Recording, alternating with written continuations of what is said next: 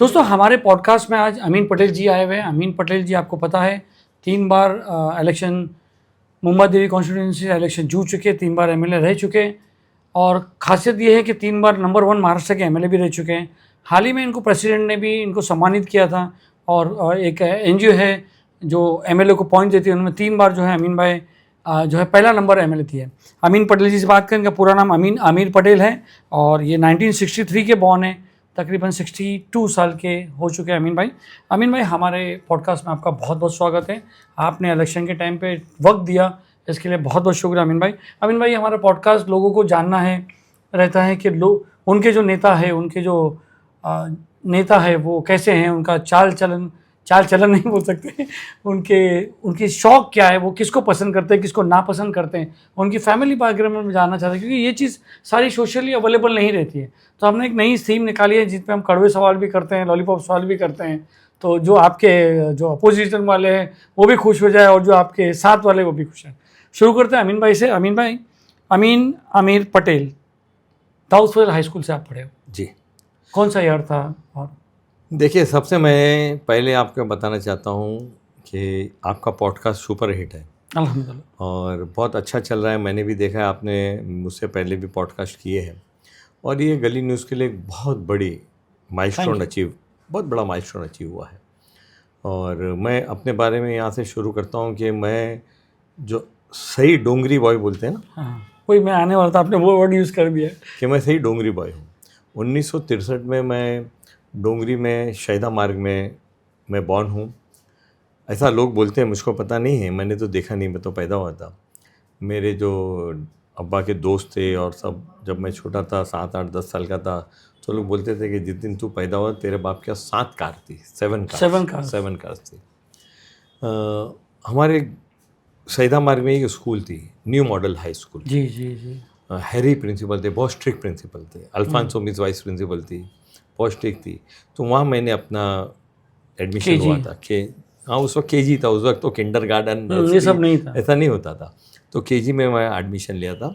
7th standard में, क्योंकि वो स्कूल बंद हो गई, तो मैं दाऊद भाई फाजिल भाई स्कूल में शिफ्ट हो गया और वहाँ से 1978 में मैंने जो है फर्स्ट क्लास में एसएससी पास किया वहाँ से। और बड़ा अच्छा सफ़र रहा, क्योंकि वहाँ पर जो न्यू मॉडल स्कूल थे ना, उसके टीचर्स बहुत ज़्यादा स्ट्रिक्ट थे। एक पारसी मिस थी, पौरी मिस, एक वखारिया सर थे जो केमिस्ट्री पढ़ाते थे। बहुत, यानी कि वो स्कूल आज तो वहाँ पे रेसिडेंस हो गया, पूरा स्कूल बंद हो गया है। वो बहुत अच्छी कड़क स्कूल थी। वहाँ से जो डिसिप्लिन लाइफ में आया वो आज तक अपनी जगह पे है। फिर दाऊद में गया, 7th 8th 9th 10th 4 साल मैंने वहाँ किया और वो भी अच्छी स्कूल थी। डैनियल मिस थी, प्रिंसिपल थी। Daniel miss. आप भी दाऊद साल से पढ़े हो। मैथ्यू सर थे मेरे ख्याल से, मेरे बहुत बात आप आए होंगे। मैं तो 1970, मैं आपका डेट ऑफ बर्थ देख के मुझे मालूम है, मैं बहुत बात आया। 1978 में मैंने वहाँ से एसएससी किया। वहाँ पे डैनियल जो हमारी प्रिंसिपल थी, भवानी मिस वाइस प्रिंसिपल थी। एक प्यून था, केशव नाम था उसका, केशव, बहुत अच्छा आदमी था वो। और एक नेल्सन सर थे, इंग्लिश पढ़ाते थे। हाँ, नेल्सन घुंगरूबाल थे। नेल्सन सर थे, वो इंग्लिश पढ़ाते थे। मेमन सर थे। मलबार वाला मिस थी, अभी इनका इंतकाल। और फिर चिनिकाम वाला मिस थी। व्यास सर थे, वखारिया सर थे। मगर इस सब के अंदर एक नाम आता है, मिश्रा सर। हिंदी पढ़ाते थे।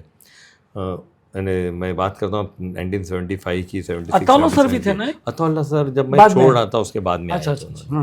मगर मिश्रा जी जो है एकदम खादी का कड़क शर्ट पहनते थे, उस वक्त गांधी टोपी पहनते थे, हिंदी पढ़ाते थे, बहुत डिसिप्लिन वाले आदमी थे जी।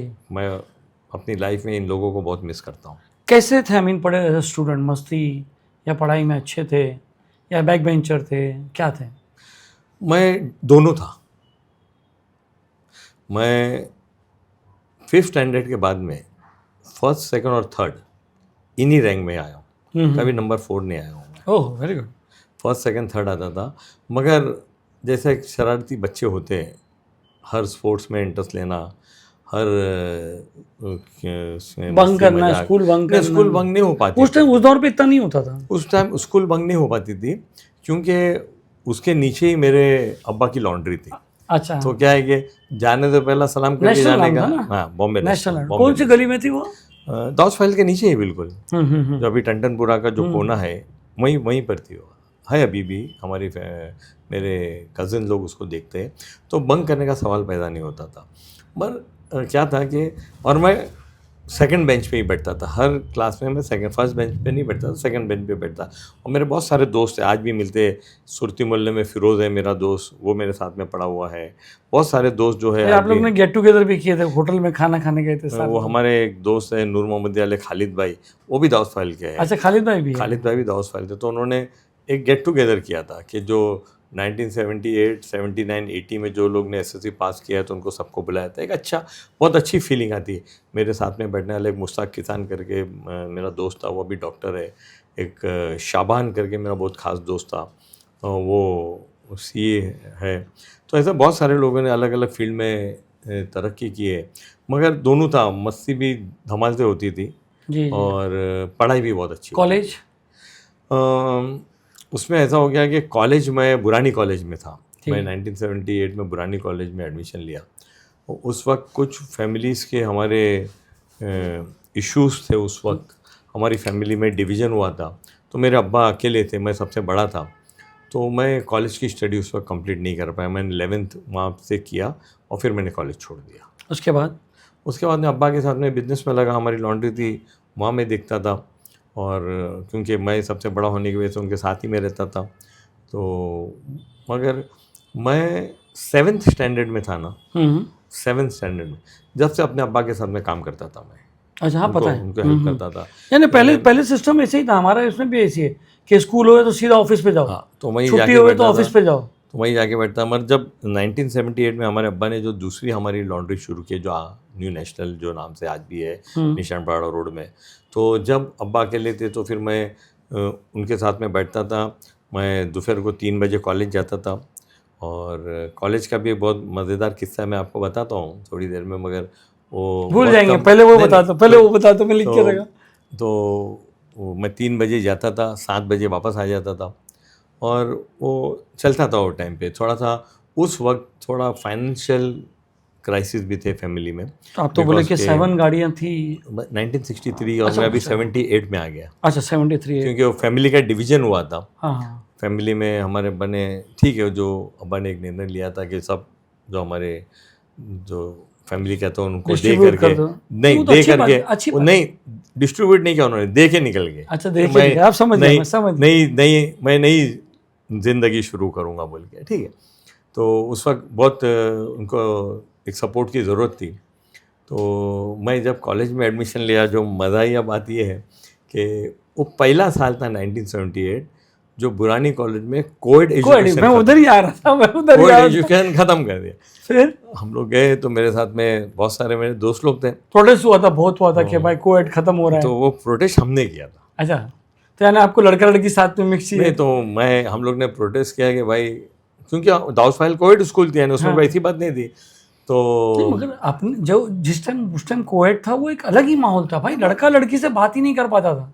नहीं, जब हमारे मैं 78 में, मैं भी 80s में था, तो वहाँ पे बहुत कम, मतलब आज के बात सही मुकाबले है, बहुत मगर हमारे जो क्लास था ना, वो बहुत लाइवली क्लास था। आज भी एक वाकया मैं बताता हूँ। बीच में एक टीचर्स का कोई प्रोग्राम था, तो मैं गया। तो जैसे मैं स्टेज से उतरा तो एक लेडी ने पूछी, क्या अमीन कैसा है तू?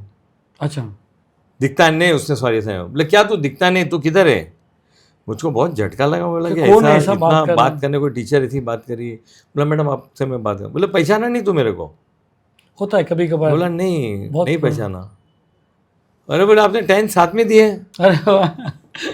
उनकी बेटी जो है यहाँ ऑर्किड स्कूल में पढ़ाती थी। तो फिर बातचीत हुई, तो नहीं ऐसे बेतकल्लुफ़ है ना कि हमारे में जो क्लास में था ना, बहुत अच्छे माहौल में, बहुत रिस्पेक्ट उसके अंदर कोएड एजुकेशन था। तो बुरानी कॉलेज में जब जाने के बाद में कोएड एजुकेशन ख़त्म हो गया तो सब लोग ने बोला, तो फिर हम लोग ने उसके लिए प्रोटेस्ट किया कि भाई कोएड एजुकेशन सुत्तर वाला सर थे ना उसने। उसमें एक शर्मा जी थे जो हिंदी के इंचार्ज थे, और गुलाम अहमद साहब जो थे वो प्रिंसिपल थे। तो आपने सबको लीड किया कि नहीं? लीड किया, ज़बरदस्त लीड किया। हाँ? तो फिर शर्मा जी ने बुलाया, बोले भाई साहब ये ख़त्म कीजिए, क्या अभी कल कॉलेज में एडमिशन मिला है, और आज लोग आप प्रोटेस्ट चालू कर दियो, ऐसे पढ़ने आते हो, तुम्हारे सब समझाए, तुम्हारे माँ बाप तुमको यहाँ पढ़ने भेजते। बोला सर पिक्चर में देखते थे कोविड एजुकेशन है, आराम से कैंटीन है, क्या देख के गए और क्या हो गया? नहीं, क्या कर दिया आप लोगों ने? बोले नहीं जो तो इसलिए कॉलेज छोड़ दिए? नहीं तो फिर उन्होंने कहा कि नहीं हमारे जो मैनेजमेंट है, बोरा कम्युनिटी का मैनेजमेंट जी उनका, जी। बोले उन्होंने डिसीजन लिया है कि कोविड एजुकेशन नहीं होगा। ठीक है, तो दोपहर के टाइम का क्लास था, जाते। आपके वालिद साहब के कितने बेटे बेटी थे, आपके भाई भाई? मेरे 3 भाई और 1 बहन है, जी। और सब मेरे तो छोटे, मैं सबसे बड़ा हूँ। ओह, और मेरी बहन जो है वो यूनाइटेड स्टेट में उसकी शादी हुई थी, तो आज कई सालों से 25 साल से ज़्यादा हो गए वो वहीं पर है। और मेरे बाकी भाई आना जाना तो रहता है? हाँ बिल्कुल, वो आती है। हम और भाई जाते हैं। लोग, तीनों भाई का लोग नाम बताइए। बॉम्बे में, एक मेरा भाई है वो आलम है, एक अफजल है, एक आसिफ है, 3 क्या करते हैं वो? सब बिजनेस करते हैं अपना अपना अलग। कभी इतने आपके पॉलिटिकल उसमें हमने कभी देखा नहीं किसी ने उन लोग को। देखिए मेरी फैमिली पॉलिटिक्स से दूर है, और हमारी, जब मैं पहली बार ही चुनाव लड़ा था, असल में 3 बार एमएलए के, पहले मैं 2 बार कॉरपोरेटर रह चुका जी हूँ। जी जी। उसके ऊपर हम लोग बाद में बात करेंगे। 2002 में जो मैं कॉरपोरेशन का लड़ा, वो चुनाव मेरी ज़िंदगी का बहुत यादगार चुनाव था। जी जी। नॉमिनेट कॉरपोरेटर का। पर मेरी फैमिली से हमने जब पहली मरतबा में चुनाव लड़ा 2007 में, तो फैमिली में डिसीजन हुआ था, बच्चे छोटे थे, इतने बड़े नहीं थे, अभी तो माशाल्लाह बड़े हो गए, शादी हो गई, उनके घर बच्चे हो गए। तो ये हुआ था कि भाई कोई पॉलिटिक्स में, मेरे फैमिली से कोई पॉलिटिक्स में इन्वॉल्व नहीं होगा, आएगा नहीं, पहले डिसाइड हो गया था। तो आप बाई चॉइस पॉलिटिशियन हो कि एक्सीडेंटल पॉलिटिशियन हो? अब दोनों बोल सकते हो। कैसे? दोनों इसलिए बोल सकते हो कि बचपन से, जब नवल टाटा यहाँ से चुनाव लड़े थे, ये आपके पहले आंदोलन के, कोविड के आंदोलन के पहले या बाद में? यानी बस वो स्कूल खत्म होने के बाद की बात है। यहाँ से जॉर्ज फर्नांडिस, नवल टाटा, रतन सिंह राजदा, ऐसे लोग चुनाव लड़े थे। तो हम लोग तो कांग्रेस पहले से, यानी बचपन से फैमिली कांग्रेस ही थी। हमारी दादी, हमारे दादा तो 1963 में ही उनका इंतकाल हो गया, तो हमारी दादी थी, बहुत चाहती थी मेरे को, मेरी दादी, तो कांग्रेस ही लोग थे सब लोग। तो जब वो नवल टाटा लड़े थे ना चुनाव, तो वो एक बॉस्की करके इम्पोर्टेड कपड़ा था, उसके बैनर जी जी, बॉस्की बहुत फेमस था। उसके केटी कपड़ा, केटी बॉस्की तो केटी कपड़ा, उसके बैनर बनते थे, और बहुत धमाल देखने मिलती थी अपने। इम्पोर्टेड था वो? इम्पोर्टेड। उसके बैनर बन के लगते थे, लोग बोलते थे नवल टाटा से नोट लो, कांग्रेस को वोट दो, तो वो चलता था। मगर पॉलिटिक्स में इंटरेस्ट था, मगर मेरा कोई फैमिली बैकग्राउंड दूर दूर तक कोई पॉलिटिक्स में नहीं था। मगर मुझको इंटरेस्ट था, मैं आता जाता था। एक हमारे वहाँ पे मासूम पहलवान थे, मासूम भाई करके थे, अभी भी उनकी वाइफ है, उनका बेटा है शादाब। और अच्छा, हाँ, मासूम पाला गली, हाँ, जो मासूम आप हैं, उनके भाभी जो है वो वहाँ के ब्लॉक प्रेसिडेंट थे कांग्रेस के। अच्छा, तब से वो ब्लॉक प्रेसिडेंट थे कांग्रेस के। मुरली भाई का इलेक्शन वो देखते थे, तो उनके मिलना जुलना होता था। मगर मैं, सबको ऐसा लगता है कि मैंने पॉलिटिक्स साउथ बॉम्बे से शुरू की, मगर वो हकीकत नहीं है। तो कहाँ से शुरू की? मैंने पॉलिटिक्स शुरू की थी साउथ सेंट्रल से। ये कौन सा रीजन आ गया? ये जो साउथ बॉम्बे था ना, वो नागपाड़ा से इस तरफ था, पहला छोटा साउथ बॉम्बे। साउथ सेंट्रल था बाजू में, जहाँ नागपाड़ा, जहाँ एक क्ले रोड उससे आगे लेके लालबाग तक का वो एरिया था। दादा साहब रूपावते वहाँ से चुनाव लड़ते थे। तो दादा साहब रूपावते से मेरी मुलाकात हुई थी, बहुत अच्छे आदमी थे, बहुत नेक आदमी थे, बहुत सीनियर आदमी थे। तो उनसे मेरी मुलाकात हुई, और मैं उनके साथ में पहला चुनाव जो है वो वामन राव माडिक के सामने लड़े थे, बहुत कम वोटों से हार गए थे, तो मैं उसके साथ में लड़ा। साथ में ही रहते थे आप? एकदम बहुत अपने को मानते थे, चाहते थे। कांग्रेस में थे वो भी? कांग्रेस, दादा साहब होते कांग्रेस। फिर उसके बाद में 1989 के इलेक्शन में एक हमारे बहुत ही करीबी मिलने वाले, उनके घर पे मुरली देवरा इलेक्शन के एक हमारी कम्युनिटी के लिए आए थे, मेट्रो शूज़ वाले रफ़ीक तेजानी के घर पे वृंदावन में। तो वहाँ मुरली भाई मुझको मिले। तो मुरली भाई की आदत थी, कोई अच्छा आदमी दिखे, अरे उल्लू तुम किधर है, तुम यंग आदमी, तुम क्या करता है? मतलब सर मैं दादा साहब, छोड़ो कल से हमारी ऑफिस में आओ, खेतान भवन में आके मेरे को मिलो। उनका एक स्टाइल था, अजीब अच्छा सा स्टाइल था। मैं उनको मिला, वहाँ मेरी उनसे मुलाकात हुई, और मुरली भाई पहले दिन से ही बहुत इम्प्रेस थे। और फिर मैं मुरली भाई का 89 से जो जुड़ा, तो मुरली भाई से मैं जुड़ा हुआ रहा। भाभी से, वाइफ से आपकी अरेंज मैरिज थी या बिल्कुल कि बिल्कुल वही मेरी आंदोलन में वो भी सामने साइड थे कि दोनों साथ में रहो? बुरानी में दोनों साथ में आंदोलन नहीं, किए नहीं। कि भाई एक साथ बैठने मिलेगा या? नहीं नहीं नहीं, ऐसी बात नहीं थी। मेरी अरेंज मैरिज थी। मेरी वाइफ जो है जोगेश्वरी में उस वक्त रहती थी। ईयर कौन सा था वो? मैंने शादी हुई मेरी 1988 में। नहीं, भाभी से कब मुलाकात? 87 में। अच्छा, 2 साल। एक साल ना, 87 में मेरी एंगेजमेंट हुई। When first time you saw? 1987 में। फैमिली के साथ देखिए कि मतलब फैमिली के साथ, फैमिली के साथ में देखिए 1987 में उनके जो कॉमन हमारे रिश्तेदार थे उनके घर पे मुलाकात हुई, बात हुई, तय हुई। 6 महीना तक तो एंगेजमेंट इनकी रहा। फैमिली को अमीन पटेल का प्रोफेशन क्या बताया गया था? नहीं, जब मैं तो इतना एक्टिव पॉलिटिक्स में था नहीं। मैंने जो एक्टिव पॉलिटिक्स 1987 के आसपास ही ज्वाइन किया था। तो मैं वहाँ पर हमारी एक दुकान, अभी भी मेरे नाना की जो दुकान थी जो हमको मिली थी, हिंदुस्तान इलेक्ट्रिकल्स, मेरे मामू थे, मैं था, तो मैं वो दुकान को देखता था। मैंने अपनी लाइफ में बहुत सारे बिजनेस के एक्सपेरिमेंट किए। पहले अब्बा के साथ में था, फिर इलेक्ट्रिक की दुकान पर बैठा, फिर 2-3 साल तक मैं कानपुर में था। एक हमारे जानने वालों के साथ में मैंने वहाँ पे लेदर का, शूज़ का बड़ा कारोबार किया। यानी ठीक ठाक अपने आपके ससुर जी ना हो गए कि भाई काम तो धंधा करता है लड़का, फाइनेंशियल ऐसा माशाल्लाह बहुत तो अच्छा उनको था। मालूम था कि आपने आंदोलन किए थे को? नहीं मालूम था, सब नहीं मालूम था। सब नहीं मालूम। अच्छा, फर्स्ट आपके कितने बच्चे हैं? मेरी बेटी है बड़ी, 19 अक्टूबर 1988 बॉर्न है वो, और बेटी है, और उसके बाद में एक बेटा है। बेटा क्या करता है? बेटा इंफ्रा का काम करता है। वो भी पॉलिटिक्स में इंटरेस्ट? No interest. कुछ भी नहीं। चलो आगे बढ़ते हैं। पहला चुनाव आपने कहाँ से लड़ा और कैसे लड़ा? देखिए, पहला चुनाव जो मैं लड़ा ना, उसका बड़ा कहानी उस पर भी आज मैं सबको बता दूंगा तो मैं बुक में क्या लिखूंगा भाई यार। ठीक है, इससे बुक बन जाएगी, क्या कर तो देंगे। 2002 में मैं चुनाव लड़ा। उसमें 2002 में? 2002 में मैंने मुंबई महानगर पालिका का नॉमिनेटेड चुनाव, नॉमिनेट कॉप थे आप? नॉमिनेट कॉप था। जी। तो उसके अंदर नॉमिनेट कॉप तो अमीन भाई फेवरिज्म में बनता है, यानी जो फेवरेट रहता है, तो आप किस वक्त फेवरेट थे उसके? नहीं, मुरली भाई ने नॉमिनेट किया था। असल में कांग्रेस की उसके वोट होते कि 200 जो उस वक्त 227 नगर सेवक थे, तो 227 नगर सेवक को अगर 5 सीट है तो उसको डिवाइड होता है। तो अगर जिसके बाद इतने वोट है वो पार्टी फिर भी फेवरिज्म तो होता है ना कि भाई इसको नहीं, मगर उसमें इलेक्शन हो गया ना। हाँ, ठीक है। नॉर्मली नॉमिनेट मतलब होता है कि भाई पार्टी नाम बेचती है पार्टी की स्ट्रेंथ के ऊपर, कि कांग्रेस के 2 आएंगे, सेना के 2 आएंगे, बीजेपी का 1 आएंगे, तो 5 कॉर्पोरेट आते। वो उस वक्त चुनाव हो गया। अच्छा, चुनाव होता नहीं नॉमिनेशन, मतलब कॉर्पोरेटर में चुनाव हो गया, कॉप के लिए? कॉप के लिए चुनाव हो गया। And you were elected as a, मेरे पास सिर्फ 18 वोट थे। और मुझको कॉम्पिटिटर कौन था आपका उस टाइम? उस वक्त मेरे सामने बताता हूँ मैं आपको, तो उस वक्त कांग्रेस के जो फर्स्ट कैंडिडेट थे, मैं सेकंड कैंडिडेट था कांग्रेस का, तो फर्स्ट कैंडिडेट गजेंद्र लश्करी थे और सेकंड कैंडिडेट मैं था, और मेरे पास सिर्फ 18 वोट थे और जीतने के लिए 38 वोट चाहिए थे। 20 वोट? 20 वोट जमा करने थे। फिर किया मैंने। आपने 20 वोट जमा कर लिए? उसके लिए मैं आज भी, कुछ मेरे दोस्त, मेरे साथी कुछ है, कुछ ये दुनिया में नहीं रहे, नाम बता दो, उनकी फैमिली को भी अच्छा मैं लगेगा। बताता हूँ। तो एक तो बाबा सिद्दीकी, उन्होंने मुझको बहुत कॉपरेट किया उस वक्त से आपकी दोस्ती? उससे पहले से दोस्ती में। मेरी दोस्ती बाबा की 1986-87 की। कैसे आपकी दोस्ती हुई बाबा सिद्दीकी? मैं पहले ये कंप्लीट कर लेता हूँ, फिर उसके जी। बाद में उस टॉपिक पे भी आता हूँ। तो क्योंकि वो एक ऐसा लाइफ का चैप्टर है ना, जो आज बहुत अफसोस होता है कि बाबा आते हैं अपन उस बीच पे, में वो तो नहीं मेन अभी वही है। तो उस वक्त अबू हाशिम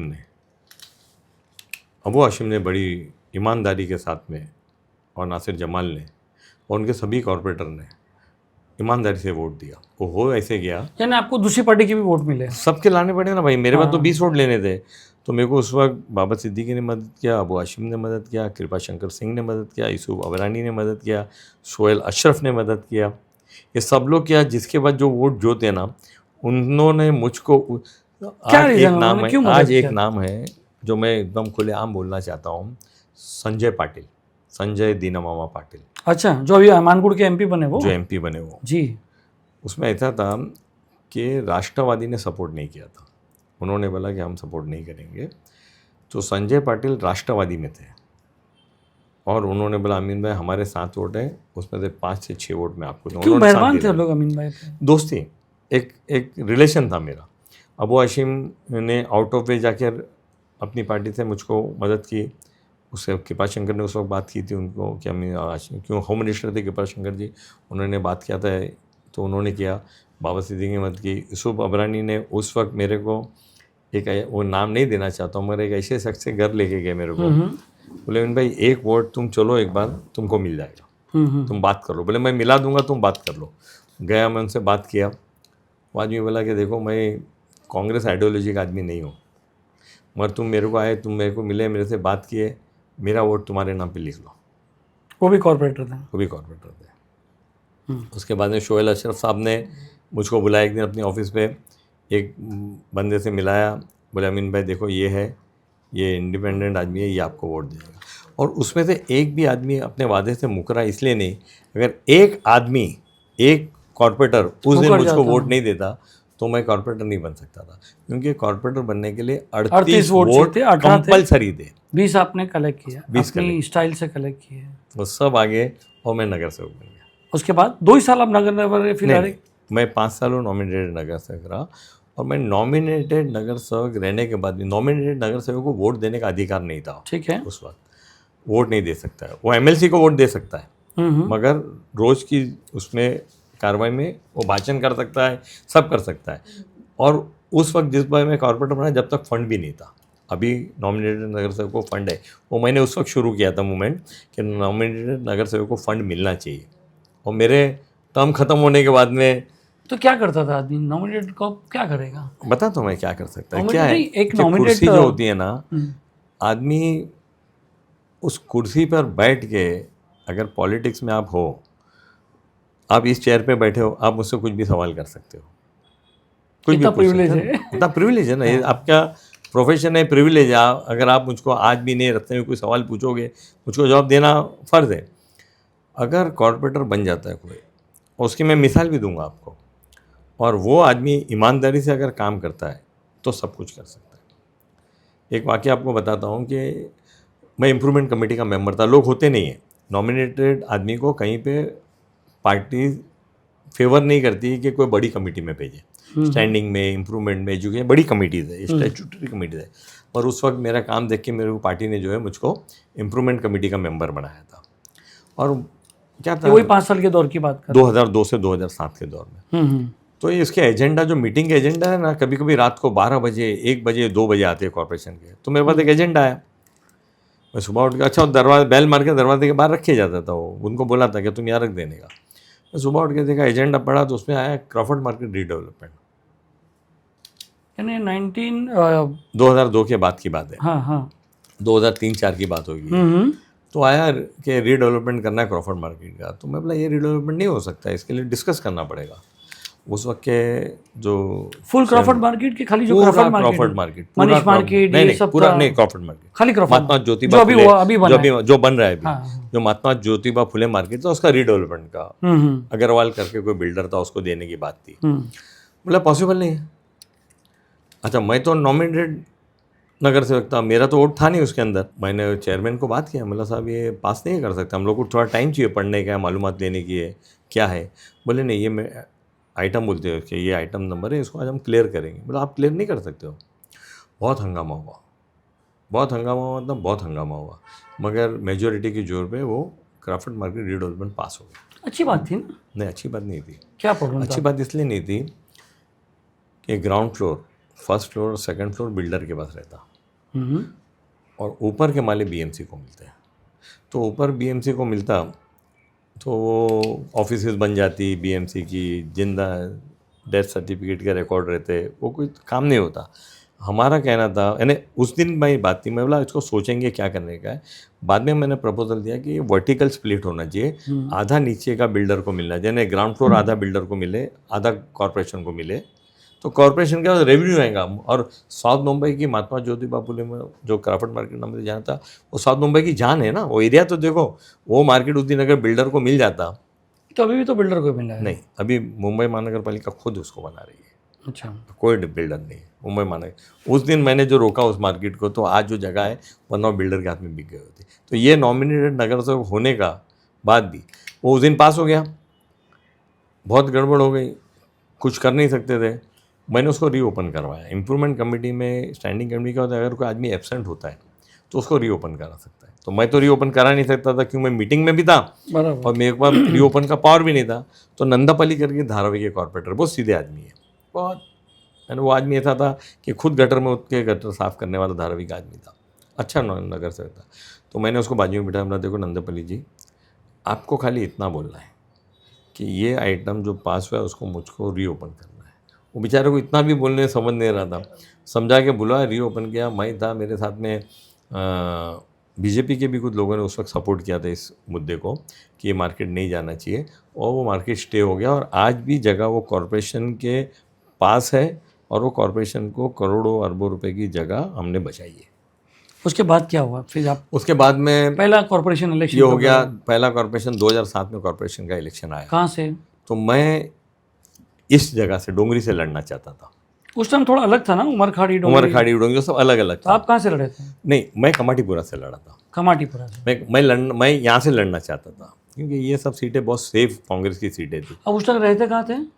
2007 में ऐसा लगा कि कॉरपोरेशन का चुनाव लड़ना चाहिए, अभी नॉमिनेशन नहीं, अभी इलेक्टोरल पॉलिटिक्स करना चाहिए। तो मैं मुरली भाई को मिला, मैंने मुरली भाई को बोला कि बॉस मुझको चुनाव लड़ना है। मिलिंद भाई से बात हुई, चुनाव लड़ना, बोले ठीक है।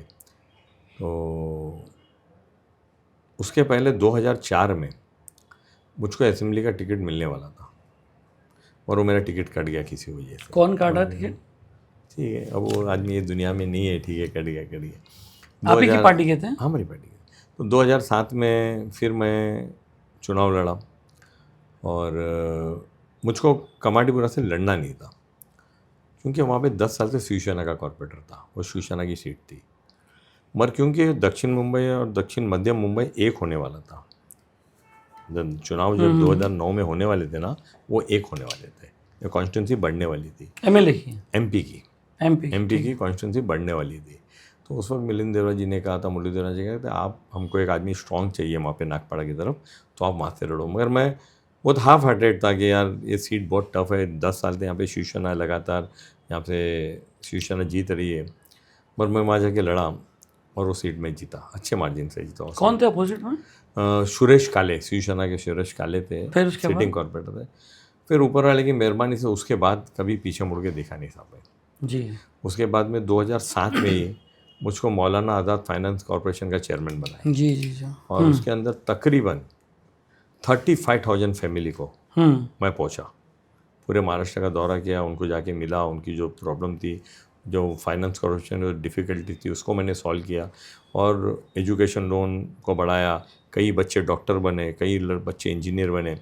उसका एक बहुत मज़ेदार वाक़या मौलाना आज़ाद का, कि एक दिन मैं रात में रमज़ान में तकरीबन 1-1:30 बजे आता, तो मैं हज़रत मोइन अशरफ साहब को मिलने गया। बोले बैठो सैरी। बोला नहीं हज़रत, मुझको जाना है, ऑफिस जाना है। अरे बोले इतनी रात को कौन सी ऑफिस, क्या है? बोला नहीं, मौलाना आज़ाद की ऑफिस शुरू है, कुछ काम हो रहा है, और मुझको। बोला अमीन भाई क्या बात करते हो, इतनी रात को गवर्नमेंट की ऑफिस, रात में 1-1:30 बजे? बोला सही में चालू। बोला आप चलिए देख लीजिए। और उनको भी ऐसा लगा कि अमीन भाई थोड़ा सा निकलने के चक्कर में जो है ऐसा, वो बड़ा, चलो गाड़ी निकालो। गाड़ी में बैठ के गए तो वहाँ उन्होंने देखा कि कम से कम 40-45 आदमी काम कर रहे हैं रात में। मैंने अपना मौलाना आज़ाद फाइनेंस कॉर्पोरेशन में स्टाफ की कमी थी, मैंने खुद अपने पास से वहाँ पे स्टाफ लगाया था, और वो काम करते थे। आपके मौलाना आज़ाद कॉर्पोरेशन की आपके टर्म खत्म होने के बाद बहुत आरोप भी लगे थे उस पर आप पे? नहीं, कभी नहीं। मौलाना आज़ाद फाइनेंस एंड कॉरपोरेशन के अंदर 35,000 फैमिली मुंबई से लेके नंदुरबार तक का मैंने दौरा किया। जो ज़रूरतमंद लोग थे उनको लोन मिला, 1 रुपया उसमें कभी किसी ने करप्शन का आरोप नहीं लगाया। मेरी जो टीम थी ना, उसमें बहुत अच्छे लोग थे। मौलाना ज़हीर अब्बास रिज़वी थे, मुनाफ हकीम थे, जैनेट डिसूजा थी, हुस्ना बनु खलीफे थे, ख्वाजा बेग थे, इब्राहिम पठान थे, शब्बीर विद्रोही थे, शेख हुसैन थे। बहुत अच्छे लोग थे, और उन लोगों ने पूरे महाराष्ट्र में काम किया। हम लोग पूरे महाराष्ट्र का दौरा किया। उस वक्त विलासराव देशमुख ने बहुत मदद की, हद से ज़्यादा मदद की। विलासराव देशमुख ने बहुत ज़बरदस्त मदद की उस वक्त। सब में पहला इलेक्शन आपने असेंबली का कब लड़ा? 2009 में, 2007 में मैं ये था ना, फिर 2009 में मैं पहली यानी मरतबा इसी के पहले आप मौलाना आज़ाद में रह चुके मैं रह जा मेरे पास एज ए कॉर्पोरेटर रह चुके आप? मैं जब कॉर्पोरेट एक टाइम पे मेरे पास 3 पोस्ट थे। मैं म्यूनसिपल कॉर्पोरेटर था, मौलाना आज़ाद का चेयरमैन था। तो मौलाना आज़ाद के चेयरमैन को स्टेट मिनिस्टर का स्टेटस था। तो मुझको उस वक्त लाल बत्ती वाली गाड़ी थी स्टेट में। अभी तो गाड़ियाँ लाल बत्ती वाली होती नहीं है, तो लाल बत्ती वाली गाड़ी थी। तो मैं जब कॉर्पोरेशन जाता था ना, तो लाल बत्ती वाली गाड़ी में जाता। तो कमिश्नर के पास लाल बत्ती वाली गाड़ी रहती थी, मेरे पास लाल बत्ती वाली गाड़ी थी। तो वो तीसरा नहीं उसके बताया, बाद 2 में हो गया। 2 लोग नहीं, आपने 3 बताया था। नहीं, 2 लोगों के पास वहाँ पे लाल बत्ती वाली नहीं गाड़ी। नहीं, आपने बताया था कि 3 चीज़ें जो है, हाँ, एक कॉर्पोरेटर था, उसके बाद 3 में सीट थी आपने, 6 मौलाना आज़ाद और तीसरा कॉर्पोरेटर, मौलाना और एमएलए। एमएलए। हाँ, एमएलए पे आ रहे। अभी मैं सब में पहले अपना इलेक्शन लड़ा 2009 में जी मुंबा देवी से। जी। उस टाइम मुंबा देवी था। मुंबा देवी नया बना ना। अच्छा, 10 साल से ये इलाका जो है बीजेपी का था। वो कौन सा इलाका था जो बीजेपी का था? नहीं नहीं, इसमें क्या था कि इससे पहले जब ये नया मुंबा देवी बना ना, उसके पहले छोटी छोटी असेंबली कॉन्स्टिट्यूंसी थी। एक थी उमरखाड़ी, और उमरखाड़ी का इतिहास है कि यहाँ से बहुत दिग्गजों ने यहाँ जो नया मुंबा देवी बना, तो यहाँ पे अमीन खंडवानी साहब यहाँ के एमएलए रह चुके हैं। गुलाम मोहम्मद बनातवाला साहब यहाँ से एमएलए रह चुके हैं। यहाँ से जौद्दीन बुखारी साहब एमएलए। उमरखाड़ी से क्यों वहाँ से? उमरखाड़ी, खेतवाड़ी और नागपाड़ा, ये तीनों मिलके कॉन्स्टिट्यूंसी बनी। ये तीनों मिलके जो मुंबा देवी भी बनी ना, तो उमरखाड़ी थी, वहाँ के बशीर पटेल थे। नागपाड़ा के सैयद अहमद थे। एक खेतवाड़ी थी, उसके भाई जगताप थे। ये तीनों कॉन्स्टिट्यूंसी एक होकर नई कॉन्स्टिट्यूंसी बनी। अच्छा, और वहाँ से पहली बार बड़ी, और आपने उसी का पहली बार 2009 में बनी। तो इसलिए आपके लिए तो नहीं बनाई गई थी, क्योंकि आप लोग की सरकार थी इस टाइम। तो उसमें हमारे बशीर भाई थे, वो एनसीपी में थे, तो उनकी कॉन्स्टिट्यूंसी यहाँ आ गई। सैयद अहमद मिनिस्टर थे, 5 टर्म के एमएलए थे, उनकी कॉन्स्टिट्यूंसी यहाँ आ गई। फिर ये तुम्हारा जो मुंबा देवी राजपुरोहित की कॉन्स्टिट्यूंसी, वो सब मिलके एक बन गया। अच्छा, क्योंकि हमने जब देखा तो 10 साल की जो ये थी सीट। मुंबा देवी का नाम क्या है कि उमरखाड़ी, खेतवाड़ी, मुंबा देवी और नागपाड़ा, ये 4 मर्ज हुआ एक साथ में, है ना। तो मुंबई का नाम कहीं देना था। एक तो कोलाबा है, उसको ऐतिहासिक नाम है। उसके आगे फिर नाम सब अलग है। तो मुंबा देवी मंदिर है, फेमस मंदिर है। और मुंबई का नाम जो है वो मुंबा देवी मंदिर के वजह से हुआ है जी। मुंबई जो हम बोलते हैं ना, वो वहाँ से आया है नाम, वहाँ से डिराइव है। तो गवर्नमेंट को, इलेक्शन कमीशन को, सबको एक मुंबा देवी नाम देना था।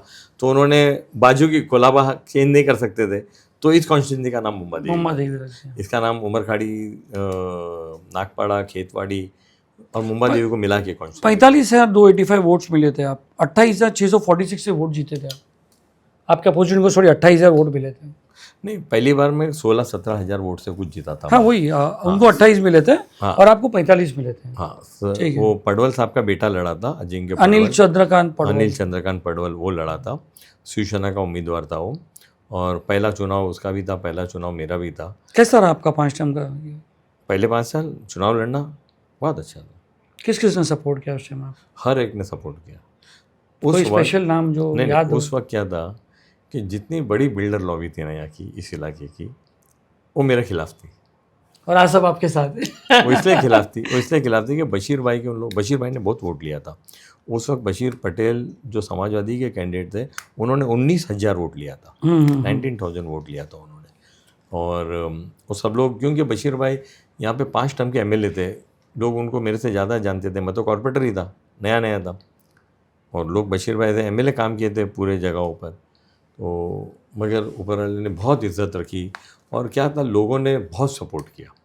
जो वोटर थे ना, उन्होंने बहुत सपोर्ट किया। और जिस दिन से मैंने पब्लिक चुनाव लड़ा है, जैसे मैंने बताया कि 2007 में मैं कॉरपोरेशन का चुनाव लड़ा, कमाटीपुरा, आप जानते हो कि वो हमारे नॉन मुस्लिम भाई वहाँ पे बहुत है, तेलुगु है, मारवाड़ी है, मराठी है, गुजराती। उन्होंने यानी 2007 के चुनाव जब भी मैं चुनाव लड़ा हूँ, मेरी आवाम ने मुझको बहुत इज्जत दी, बहुत सपोर्ट किया है, बहुत चाहा है, बहुत दुआएं दी, बहुत आशीर्वाद दिया, बहुत वोट दिया मेरे को।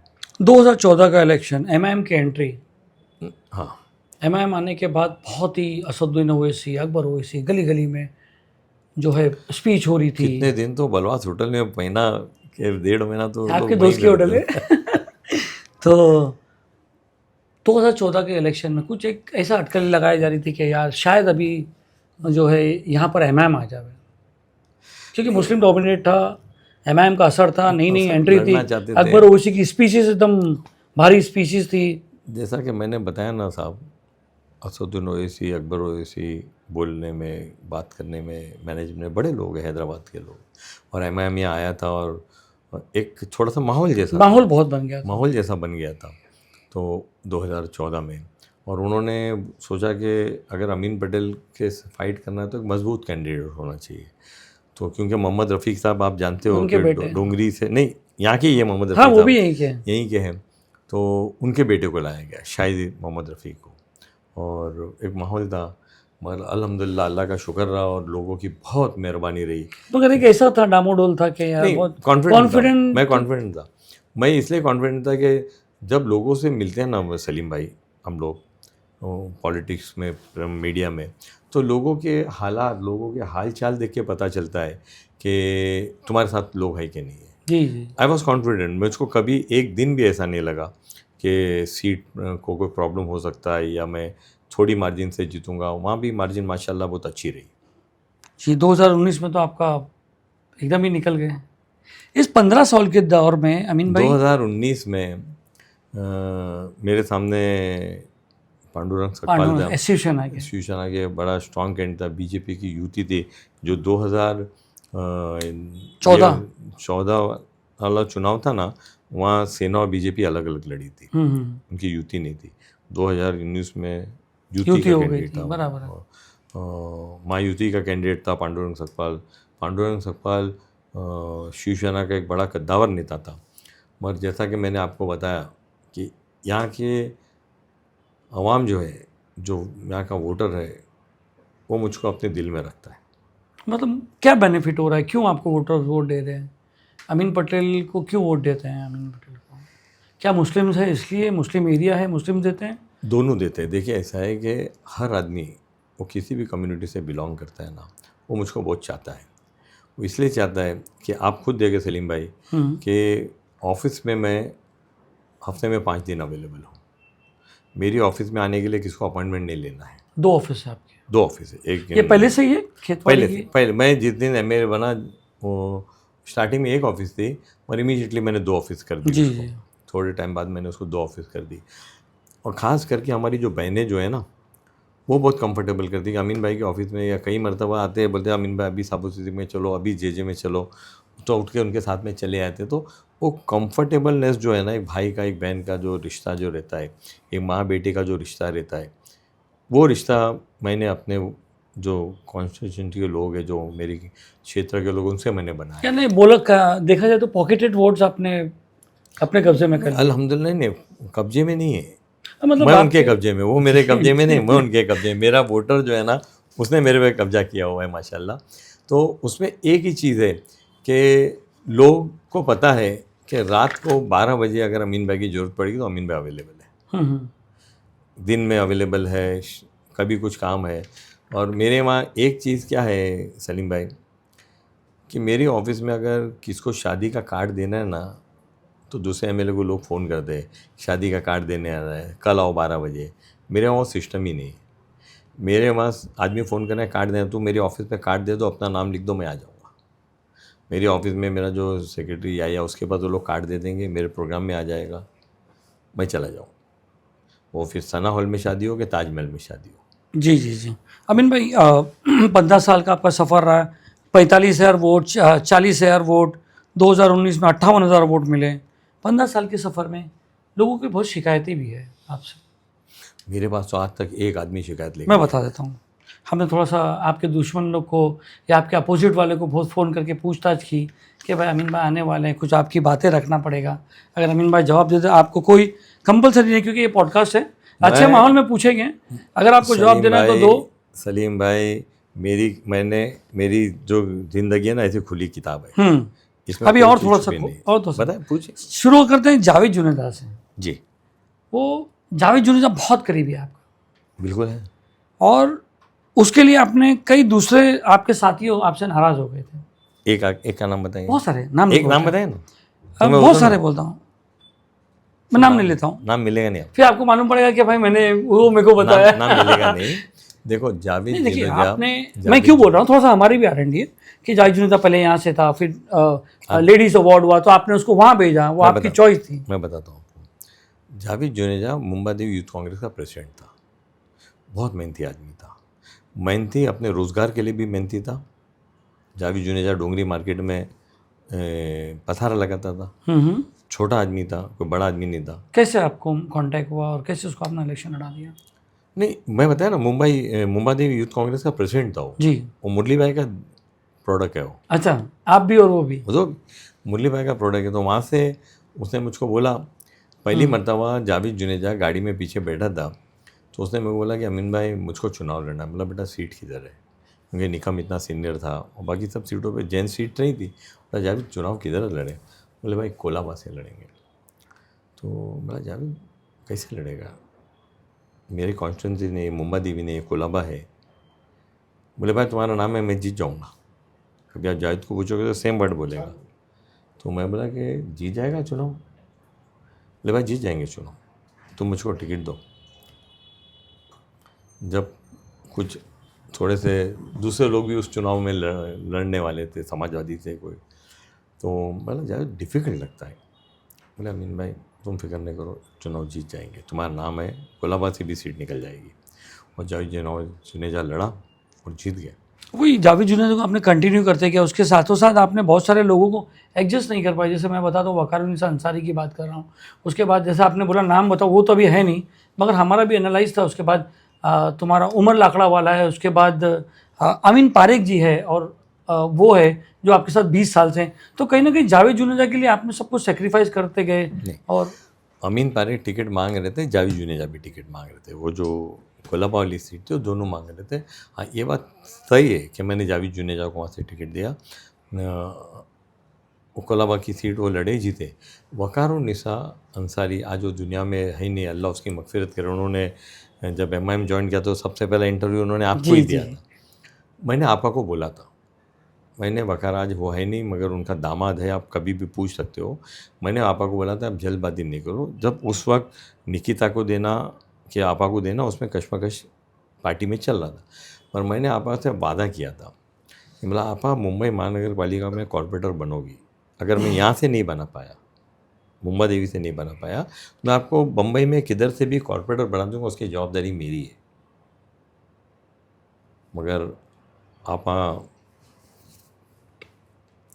के दिमाग में कुछ और बात थी। मैंने उनकी बेटी को लड़ने का।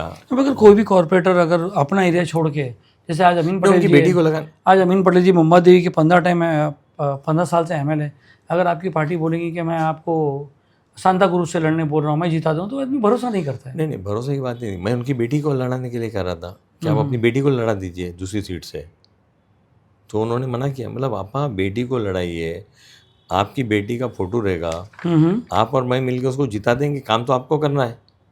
मगर वकार आपा ने बोले कि उन्होंने कुछ उनके पीर को पूछा है और उन्होंने वकार आपा को ये सीट से ही लड़ने बोला है, और उसमें थोड़ा सा मसला हो गया। बड़ा अफसोस हुआ मेरे को, वकार आपा मुझको बहुत चाहती थी, बहुत अच्छी लेडी थी, नहीं हो पाया। अमीन भाई आपके एरिया में बहुत सारे मेजर प्रॉब्लम्स हैं, जैसे कि ओल्ड डायलेप्टेड बिल्डिंग्स, जैसे कि इलीगल बिल्डिंग्स, जैसे कि रास्ते तंग, मतलब कोई चीज़ पे कंट्रोल नहीं है। अमीन भाई आज तक का भी जो ये 15 साल का रिकॉर्ड है। चलते हैं कि रास्ते तंग है, रास्ते तो बड़े हो नहीं सकते सलीम भाई। क्यों रास्ते बड़े होंगे, ये इलीगल बिल्डिंग बनते रहेगी तो कैसे होगी? नहीं, इलीगल बिल्डिंग पे आता हूँ मैं, मगर जो रास्ते का विड्थ है वो तो, जब अगर कोई क्लस्टर बनेगा बड़ा, बना ना SBOT, हाँ, तो ही उसमें रास्ते बड़े हुए ना, बराबर है। अब क्लस्टर बनाने के लिए बनेगा तब रास्ते बड़े। मैं कमाडीपुरा के लिए क्लस्टर के लिए ट्राई कर रहा हूँ, मैं यहाँ के उमरखाड़ी के क्लस्टर के लिए ट्राई कर रहा हूँ, मैं उमरवाड़े के लिए ट्राई कर रहा हूँ। मैं क्लस्टर की बात करते हैं, SBOT को अभी आज 12 साल हो गए। पहला आपने 3 हाँ, सवाल पूछे, उसका बाद में वापस आ जाऊँगा। हाँ, तो ये उससे कनेक्टेड सवाल है। जो रास्ते जो है ना, वो पूरा देखो, मुंबई जो ये पार्ट है सिटी का ना, प्लान सिटी नहीं है, प्लान सिटी नहीं है ना, ये तो बसी हुई है, ओल्ड है। तो इसमें रास्ते तो जब नया बिल्डिंग बनेगी, रास्ता नवी मुंबई बनी जैसे, ऐसा तो नहीं है। और असल में क्या है सलीम भाई कि आप ये एरिया देख रहे हो, डुमरी वाला नागपाड़ा वाला एरिया देख रहे हो। अब यही एरिया मदनपुरा देख लो, सेम पोजीशन है वहाँ पे। यही एरिया असल में क्या है कि मुंबा देवी बी वार्ड लोग समझते पूरा मुंबा देवी में। बी वार्ड मतलब लोगों को ऐसा ध्यान आता है कि अमीन पटेल यहाँ के MLA जी पूरा। जी। मगर मेरे पास तो जो बी वार्ड का जो एरिया है ना, जो 224 का एरिया है, वो तो 30% एरिया, 70% कोलाबा में जो बिल्डिंग है ज़्यादा करके यहाँ पे भी बनी है। We are talking about Mumba Devi constituency. नहीं, ये बिल्डिंग जो इलीगल बनती है ना, जो मुंबा देवी के नाम पे बनती जाती है ना, वो आधे से ज़्यादा तो कोलाबा में है भाई यार। अच्छा। वो आधे से जो एक बहुत बड़ी बिल्डिंग का डिमोलिशन हुआ था, जो सिरूड करने किया था, वो लोग मुंबा देवी बिल्डिंग का नाम से रेलवे लाइन से लग के ग्रीन वाली बड़ी बिल्डिंग थी। अब वो तो भाई वो तो ऐसा था कि भाई एकदम कलरफुल बिल्डिंग, कलरफुल, इतनी कलरफुल बिल्डिंग तो ऊपर से आसमान से मैंने उसके ऊपर जोक बनाया था कि भाई इतना तुमने अच्छा कलर कर दिए, स्पेस से भी ये बिल्डिंग दिखेगी और पूरी इलीगल। तो वो बिल्डिंग जब ये बात थी ना, तो वो बिल्डिंग कोलाबा असेंबली कॉन्स्टिट्यूंसी में थी। मेरा कोई लेना, मुंबा देवी को लेना देना नहीं, उस साइड आती है बराबर, उस पट्टा है आपके एरिया में भी तो बहुत सारी बिल्डिंग है। अच्छा, मैंने, ये एक दो चीज़ है, इलीगल बिल्डिंग में दो चीज़ मैंने इसके लिए, अब देखिए साहब ऐसा है कि इसके लिए कौन जिम्मेदार है? जिम्मेदार कौन है? आप मेरे को बोलोगे कि अमीन भाई आप जिम्मेदार हो, आप बोलोगे तो मैं आपसे नहीं, मैं नहीं बोल रहा हूँ, मैं एक बात नहीं, मैं बता रहा हूँ, आप बोलोगे ना, की बात हो रही है। नहीं, इंफ्रास्ट्रक्चर अच्छा होना चाहिए, और जहाँ ज़रूरत है वहाँ कर भी रहे, जहाँ हो सकता है वहाँ कर भी रहे। सब सीमेंट कॉन्क्रीट का रोड हो रहे, आपने देखा है सीमेंट कॉन्क्रीट रोड। और डंकन रोड था, वहाँ पे इतना पानी भर जाता, तो थोड़ी बारिश गिरती थी पानी भरता। मेरे कॉर्पोरेटर बनने के बाद में वहाँ जब रोड का काम चालू का, बड़ा सबसे पहला सीमेंट कॉन्क्रीट का रोड वो बना था, डंकन रोड का। तो वहाँ से जब रास्ता खोदा गया तो ट्राम की पटरी निकली उसमें से। जी जी जी। पुराने नए ट्राम की पटरी पे डामर लगा रोड, मगर पानी इतना भर जाता था पूछने की बात नहीं। आज कितनी बारिश हो, डंकन रोड में पानी नहीं भरता, पूरा ड्रेनेज का काम वो नगर सेवक जब बनाया आज से चल रहा है। आज इलीगल बिल्डिंग के लिए मैं किसी भी इलीगल स्ट्रक्चर को कभी भी ज़िंदगी में सपोर्ट किया नहीं और आगे भी करूँगा नहीं। अपोज भी नहीं किया आपने कि नहीं बनना चाहिए? अपोज करने के लिए क्या करना चाहिए सर? नहीं बनना चाहिए। आपके कॉर्पोरेटर है, जैसे आपने कहा था जावेद जुनेजा, दूसरे कॉर्पोरेटर है, सारे कॉर्पोरेटर की जिम्मेदारी होती है कि उनके एरिया में काम। मुंबई महानगर पालिका का वार्ड ऑफिसर और पुलिस स्टेशन का सीनियर इंस्पेक्टर इलीगल कंस्ट्रक्शन के लिए जिम्मेदार है, ऐसा कानून में लिखा हुआ। कहाँ पे लिखा हुआ? रूल है, उसके लिए लॉ है। अच्छा हाँ, जिम्मेदार वो लोग हैं, MLA नहीं है। नहीं, आज मैं हथौड़ी लेके आके तोड़ नहीं सकता हूँ, आप हथौड़ी लेके तोड़, मैं कंप्लेंट कर सकता हूँ, और कंप्लेंट की है मैंने। असेंबली के अंदर खड़े होके बोला है कि गवर्नमेंट ने इलीगल कंस्ट्रक्शन को रोकना चाहिए। जब एकनाथ शिंदे UD मिनिस्टर थे, उन्होंने खड़े होके बोला था, एज ए UD मिनिस्टर, क्योंकि मुंबई महानगर पालिका UD में आती है, खड़े होके बोला था कि हम जो है इसके ऊपर कार्रवाई करेंगे। अब इसमें होता क्या है, मैं इसमें थोड़ा सा यहाँ वहाँ नहीं होना चाहता हूँ, मगर कई बार ये लोग कोर्ट में जाके स्टे ले लेते हैं। बहुत सारी बिल्डिंग है जिसपे कोर्ट का स्टे है। अब तो बनने के बाद लेते नहीं, जब बनते रहती है चालू काम में अपने एरिया में ऐसा है कि आज ये गली से निकलो, 1 महीने बाद हो तो वहाँ 10 माला खड़ी है। तो मुंबई महानगर पालिका को पता नहीं चलता क्या? मुंबई महानगर पालिका का बिल्डिंग एंड फैक्ट्री डिपार्टमेंट करता क्या है?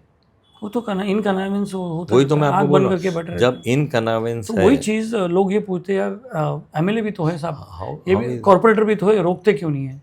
रोकने के लिए मुंबई महानगर अल्टीमेटली इतना टाइम इन लोग दे देते हैं सामने वाले को, सलीम भाई इतना टाइम दे दे कि सामने वाला जाके स्टे ले, क्योंकि उसमें फिर वो अंडरवर्ल्ड का सब भाईगिरी गली में सब चलती है। अब गुलिस्तान का चक्कर मालूम है ना आपको? जी। अब गुलिस्तान बिल्डिंग बन गई, इलीगल बिल्डिंग बन गए, लोगों ने खड़े रह के बनाया, लोगों ने अपने जेवर बेच के कर ले लिया। आज उसको डिमोलिशन की नोटिस आई, सब औरतें हमारी ऑफिस में बैठी, भाई बिल्डिंग को बचाओ। अब क्या बोलना उनको, भाई बिल्डिंग बचाओ, भाई बिल्डिंग बचाओ, हमने अपने जेवर बेच दिए। मैं कह रहा था कि दो तरह के इलीगल बिल्डिंग है। एक तो जो पूरा इलीगल बना लेते हैं करते, दूसरा जो बड़ी बड़ी टावर्स बनाते हैं वो भी इलीगल काम करते हैं, पार्किंग खा जाते हैं, वो पार्किंग बेच के वहाँ पर दुकानें बन जाती है। बहुत सारे आपके एरिया में भी है, क्योंकि हर जगह पूरे मुंबई में हो। जी, मैं तो हर जो मेरे पास रहेगा मैं उससे सवाल करूँगा। बराबर है। आप तो ये जो बड़े बड़े नेता लीड जिन्होंने कहा था आपको बहुत अपोज कर रहे थे, वो अब ये इस एरिया में बिल्डिंगें बनाते हैं। नहीं, ये बड़े बिल्डर ये काम नहीं करते, पार्किंग बेचते नहीं है। सर मेरे पास बहुत नाम है, मैं नाम नहीं लेना चाहता हूं। नाम नहीं बोल सकता। नहीं, और इस एरिया में बहुत है अच्छे डेवलपर है जिनका नाम है ना। एक टावर बनता है, नीचे 200 बाइक खड़ी रहती, चलने की जगह नहीं रहती। जो अच्छे डेवलपर जो है ना, जो नामी डेवलपर, फ्लाई, एक फ्लाई बाय नाइट डेवलपर होते हैं, एक बिल्डिंग बनाते हैं, उसमें रेफ्यूज फ्लोर भी बेड डालते हैं। अच्छा नाम दिया आपने, फ्लाई बाय नाइट, बना के भेज दो। अच्छा, अमीन पटेल जी पे एक ये भी आरोप है कि जितने अमीन भाई के कड़िए वड़िए थे, कॉन्ट्रैक्टर, तो सबको बिल्डर बना दिया आपने। मैं तो ये कड़ियों को नहीं पहचानता हूँ। उस टाइम की जब आपने कंस्ट्रक्शन कब चालू, मतलब आपका ये आपका बिजनेस भी है ना कंस्ट्रक्शन का, बिल्डिंग मेरा का? कंस्ट्रक्शन का बिजनेस नहीं, एक ये है कि अमीन पटेल जी का बिजनेस है? मेरा कंस्ट्रक्शन का बिजनेस नहीं, कभी अभी तक कभी तो कुछ भी नहीं। कंस्ट्रक्शन का बिजनेस। ये जो थोड़े इस तरह के बिल्डर होते हैं ना, जो एक प्लॉट लेके बना देते हैं, उसकी पार्किंग बेड डालते हैं। अब बिल्डिंग में एक आदमी रहता है, लोग प्लान के अंदर रेफ्यूज फ्लोर लिखा हुआ है, या फिर यहाँ वही, हाँ। उसको खरीदते क्यों हैं? उनको पता है कि इलीगल है, क्यों खरीद रहे भाई? पार्किंग है, 3 पोडियम पार्किंग के लिखे हुए कि इसके अंदर एक पोडियम है, उसके अंदर घर रजिस्टर एग्रीमेंट होकर बिक रहे, रजिस्ट्रार उसको रजिस्टर कर रहा है, उसके ऊपर स्टैम्प ड्यूटी ले रहा है। तो रजिस्टर कैसे कर रहे हैं? सब मैं आपको सब करप्शन। क्या करें? यानी आज रेफ्यूज फ्लोर गवर्नमेंट क्यों अलॉट करती है फ्री ऑफ, ऐसा है कि कभी आग लग जाए तो वहाँ से लोगों को बचाया जा सके, फायर ब्रिगेड की जो सीढ़ी है वहाँ जा सके। लोगों को बोलेंगे भी ना फ़ोन करके कि आपने जो घर खरीदा और रेफ्यूज है, बोले भाई सस्ते में मिला इसलिए ले लिया। अब क्या बाद में तोड़ने आते तो फिर उसके ऊपर बात क्यों? फिर हमारे पास तोड़ने आवे तो भी हम अमीन भाई यहाँ घर है, अभी इसको बचाओ। ठीक है। ड्रग्स की बहुत मसले हैं आपके यहाँ पे, बहुत ज़्यादा। डोंगरी बोले तो ड्रग्स सिर्फ डोंगरी में ड्रग्स का मसला नहीं है, ड्रग्स का मसला पूरे बम्बई, पूरे महाराष्ट्र और पूरे देश में है। ड्रग्स को कंट्रोल करने के लिए मेरी जितनी जवाबदारी उतनी जवाबदारी आपकी है, आपकी जितनी जवाबदारी उतनी जवाबदारी पुलिस की, और उतनी ही जवाबदारी सिटीज़न पब्लिक की भी है। अब मैं आपको एक एग्जांपल बताता हूँ कि किस तरह का होता है। बीच में मैं कमो जाफर स्कूल में गया, मेरे साथ में एक पुलिस वाली लेडी भी थी। बच्ची ने खड़े होकर बोली, बोले सर ये पुलिस बैठी है, हमारे वहाँ तो सब दारू बिकता है। वो धोबी गली उस तरफ की थी, कोलाबा की थी। बोले पुलिस वाले कुछ करते नहीं, वहाँ से आते चले जाते। अब ये ड्रग्स जो है ना, वो इतना सस्ता और इतना चीपली अवेलेबल हो गया है, और इतना हर जगह हर माशरे में। आपको सलीम भाई, ये ड्रग्स के ऊपर हफ्ते में एक बार किसी साइकेट्रिस्ट को, डॉक्टर को बुला के एक शो करना चाहिए।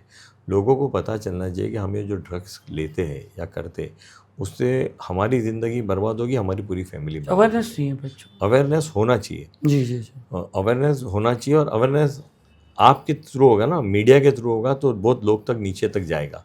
जी और जी। हम तो जितना ड्रग्स को कंट्रोल करना है, पुलिस के साथ में जो कॉपरेशन करना है, उसको तो करते ही करते हैं। और ड्रग्स तो अगर मैं एमएलए हूँ और आप मीडिया से हो या कोई आम आदमी है, सब लोग ने मिलके ही ड्रग को निकाल सकते हैं। एक ऐसी बीमारी जो समाज में फैल रही है कि सबको मिलके इसका मुकाबला। ये ऐसा नहीं कि मुंबादेवी में ड्रग्स है या डोंगरी में। डोंगरी का नाम बदनाम है साहब, नाम बदनाम, खाली नाम ही बदनाम है, बाकी सब है, बाकी सब अच्छा है यार। उस पर हम बात करें, डोंगरी जैसी जो जगह है ना, अब यहाँ पर एक स्लम में रहने वाला बच्चा जिसका बाप पोर्ट्रस में कुली, रमजान भाई, उसका बेटा अगर यूपीएससी क्रैक करके आईआरएस ऑफिसर बनता है, इनकम टैक्स में एक ऑफिसर बन जाता है, तो इससे बड़ा डोंगरी के लिए क्या बड़ी चीज़ हो सकती है आप बताइए। एक स्लम में रहने वाला बच्चा जिसके पास कोई सुविधा नहीं, कोई साधन नहीं, वो पढ़ के कल आईआरएस बच्चा की नौकरी लग गई रमज़ान भाई के बेटे की, तो ये डोंगरी के लिए क्या छोटी बात है क्या भाई?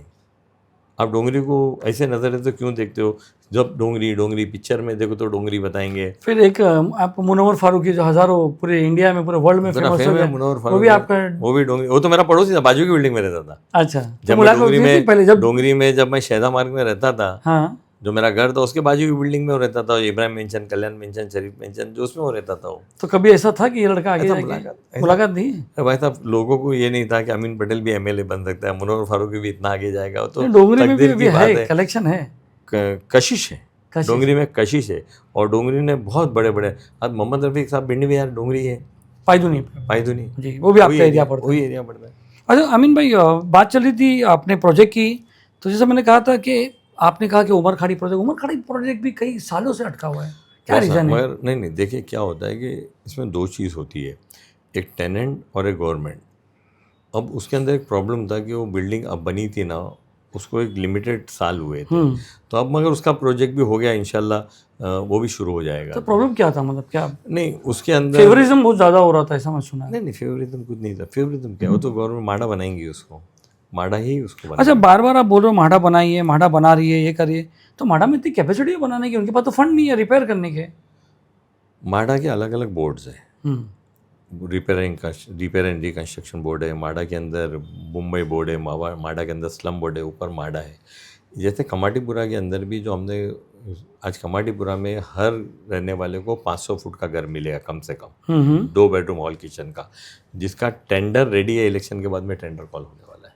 ये तो कई सालों से चल रहा है कमाटीपुरा। बहुत 12 साल पॉसिबल है क्या? पॉसिबल हो गया है। अभी यहाँ तक लेके आए हैं, कहीं यहाँ ये से अमीन भाई टेंडर का वो तो नहीं है लॉलीपॉप वगैरह के भाई कमाटीपुरा है, बनेगा बनेगा, लॉलीपॉप देने का कोई वजह कोई मतलब ही नहीं है। क्योंकि इतना डेंसली पॉपुलेटेड है और थोड़ा सा एक ग्रे एरिया भी है वहाँ पर, जो वो कैसे नहीं आएगा ना, मैं आता हूँ, उस पर भी आता हूँ मैं कमाटीपुरा का पूरा फिजिबिलिटी रिपोर्ट रेडी हो गई है, उस पर पूरा डिस्कशन हो गया है। माडा ने उसका टेंडर बना के रख दिया, उसका टेंडर कॉल होने वाला है। इस एरिया को क्लस्टर्स की बहुत ज़रूरत है। जब तक इस एरिया के अंदर सब लोग साथ में आके क्लस्टर नहीं बनाएंगे ना भाई, ये एरिया की समस्याओं का पूरा निवारण। पर आपको लगता है जो माढ़ा की जिसकी बात कर रहे हैं, जो गवर्नमेंट के पास पैसे नहीं रहते हैं, जो बिल्डिंग गिरने वाली है, सुनो, एक BIT चौल यहाँ पे बनी है जी, इमामबाड़ा BIT चौल, अपने Lakshmi Narayan society, KGN society, Baitul Mal society, और वहाँ पे बिल्डिंग बनती, वो हो गया ना पूरा क्लस्टर नहीं, वहाँ मिनी क्लस्टर है, इतनी बड़ी बड़ी बिल्डिंग और इतने लोग को घर मिल गया ना वहाँ पे। आज SBUT का क्लस्टर डेवलपमेंट उनके पास तो इतना पैसा, उनका इतना डेवलपमेंट है, फिर भी कितने साल हो गए अभी तक पूरा कंप्लीट नहीं है, अभी भी अगले 8-10 साल लगेंगे। अब मुझको लगता है कि उनका रिहे कंपोनेंट है ना 5 साल में कंप्लीट हो जाएगा। और ये कमाटीपुरा कब चालू हो जाएगा? कमाटीपुरा इलेक्शन के बाद में मुझको लगता है कि foreign tender is ready call करने का। माडा में कुछ थोड़ी सी अटकलें थी, इसलिए थोड़ा लेट हो गया, हमारे इलेक्शन के बाद उसका 500 दिलाओगे आप? 101% हर एक व्यक्ति को, जिसका 60 फुट का घर है, 80 फुट का घर है, 100 फुट का घर है, 200 फुट का घर है, कमाटीपुरा में हर एक टेनेंट को कम से कम 500 foot carpet 2 bedroom hall kitchen का घर पक्का मिलेगा और मिलेगा। और जो लैंडलॉर्ड है जो 1 मीटर से 50 मीटर का जिसका प्लॉट है, उसको एक घर, 51 से 100 को 2 घर, 100 से 150 को 3 घर, एवरीथिंग फिजिबिलिटी रिपोर्ट। अभी हमने सुना है कि ये लैंडलॉर्ड रेडी नहीं है, सब लैंडलॉर्ड रेडी। अरे साहब 50 मीटर के प्लॉट को 500 फुट का घर मिल रहा है, कौन नहीं बोलेगा, सब सही है। मगर टेनेंट रहते हैं तो उनको आवक जावक रहती है, बिल फिराई होता है, तो उस होते यार जिंदगी भर कमाई होगी। मगर अच्छा, ग्रे एरिया जो है कमाटीपुरा का, जो रेड लाइट एरिया की आप बात कर रहे हो, देखिए कमाटीपुरा का जो ये रेड लाइट एरिया की हम बात करते, एशिया का बोलो या वर्ल्ड का बोलो, सबसे बड़ा रेड लाइट एरिया एक बार वो गिना जाता था जी, मगर आज वो 1 या 2 गली में महदूद हो गया है, ख़त्म हो गया वहाँ से। आज वो जो पहले रेड लाइट एरिया के एक ज़माने में 20,000 वोट हुआ करते थे, आज 1200 वोट भी नहीं है। तो वो एरिया धीरे धीरे धीरे नेचुरल डेथ की तरफ जा रहा है वो। और आज भी जो नागपाड़ा के उस कोने की जो 2 गलियाँ है उसी के अंदर है, बाकी तो सब फैमिलीज रहती है वहाँ पर। अभी आपने एक कमाटीपुरा के लिए एक पिक्चर बनी थी गंगूबाई, वो उस पर कॉन्ट्रोवर्सी हो गया कि अमीन पटेल जो है मुस्लिम सब्जेक्ट पे कोर्ट नहीं जाते, और इस पे के लिए अमीन पटेल ने पिटीशन फाइल कर दी थी।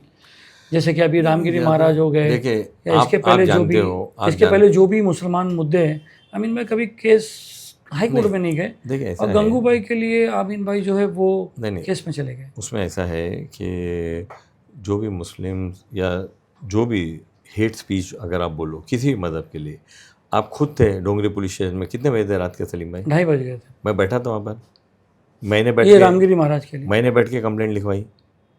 उसके बाद में दूसरी बार भी बात हुई। मैं इन चीज़ों के अंदर अपनी सियासी रोटी नहीं सेकना चाहता हूँ। मेरा मज़हब, मेरा रिलीजन मेरे दिल के अंदर है, उसके लिए मुझको जो करना है 100% करता हूँ। आज आपने पूछा तो आपके पॉडकास्ट में बताता हूँ कि मैं था, आप थे, रात में 2:30 बजे तक बैठा और वो कंप्लेंट लॉन्च हुई। इससे पहले भी पिटीशन फाइल की, इससे पहले भी जहाँ जो लोग नबी करीम मोहम्मद मुस्तफ़ा सल्लल्लाहु अलैहि वसल्लम के बारे में हो या इस्लाम के बारे में हो, जहाँ कहीं भी कुछ हुआ है तो बराबर से कानूनी लड़ाई उसके लिए लड़ी गई है और उसके लिए काम किया गया है। अब ये ज़रूरी नहीं है, क्या है सलीम भाई, एक तो होता है कि आप इशू को पॉलिटाइज करो, पॉलिटाइज होता है ना इशू, जी। कि अमीन पटेल गए कोर्ट के अंदर, अमीन पटेल गए कोर्ट के अंदर। आप तो गए थे ना, तैयारी हो गई थी कि नहीं गए कहीं की कोर्ट में जाने की? कौन से मुद्दे पे? यही गंगूबाई के लिए गया था ना मैं गया था ना। और जो रिलीजियस जो मैटर होते हैं ना, उसको अपने हिसाब से हैंडल करके सॉल्व करना पड़ता है। पॉलिटाइज करके एक दिन पेपर में आएगा अमीन पटेल कोर्ट में गए, न्यूज़पेपर में आएगा अमीन पटेल कोर्ट में गए और उसका रास्ता नहीं निकलेगा, तो मतलब नहीं ना। आज एज ए जिम्मेदार एक एमएलए की हैसियत से, एक मुस्लिम आदमी के हिसाब से जो करना है, उलमा इकराम, मेरा एक चीज़ ये है सलीम भाई कि मैं कभी भी रिलीजियस मैटर में उलमा इकराम की बड़ी इज्जत करता हूँ, क्योंकि हम उनके पीछे नमाज़ पढ़ते हैं, हम उनके साथ में रहते हैं। तो ये काम जो रिलीजन का पॉलिटिशियन को करना चाहिए, वो उलमाओं के पीछे रह के करना चाहिए। हमारी क़यादत जो है रिलीजियस, वो उलमा करते हैं, और जो हमारे उलमा है उनको किस तरह से इस चीज़ में आगे जाने की हर मदद करते हैं। आज हजरत मगर फिर भी एक आपको मुस्लिम नेता है, आप लोग एक्सपेक्ट करते हैं कि भाई ये भी हमारे लिए, कभी ना कोई ट्वीट देखा गया आपका, ना कभी एग्रेसिवनेस देखा गया, चाहे वो आप मेरे को और कोई चीज़ में एग्रेसिव देखे हो आपने?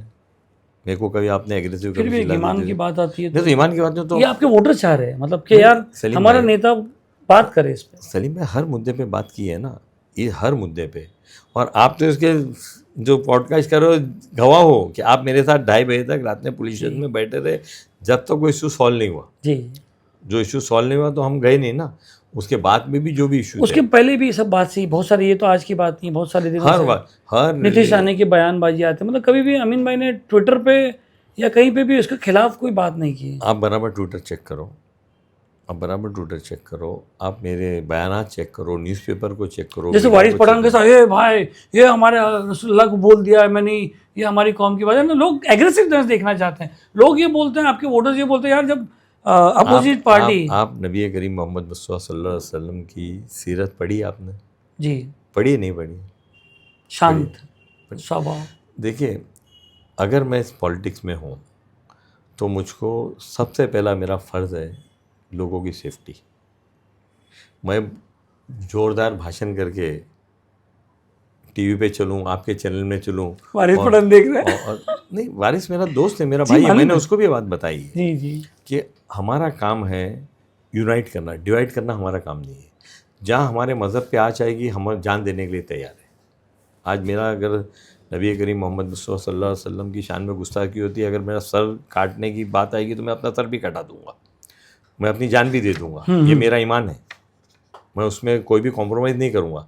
मगर भड़काऊ भाषण दे के, ज़ोर से चिल्ला के लोगों के अंदर एक माहौल ऐसा तैयार करना कि नौजवान साहब, ऐसा है सलीम साहब, आपको पता है कि नहीं पता नहीं, विलास सावंत होम मिनिस्टर थे, सलमान रश्दी की एक किताब निकली थी और ऐसे ही भड़काऊ भाषण हुए थे और लोग रास्ते पे आए थे और कई बच्चे उसमें शहीद हो गए थे।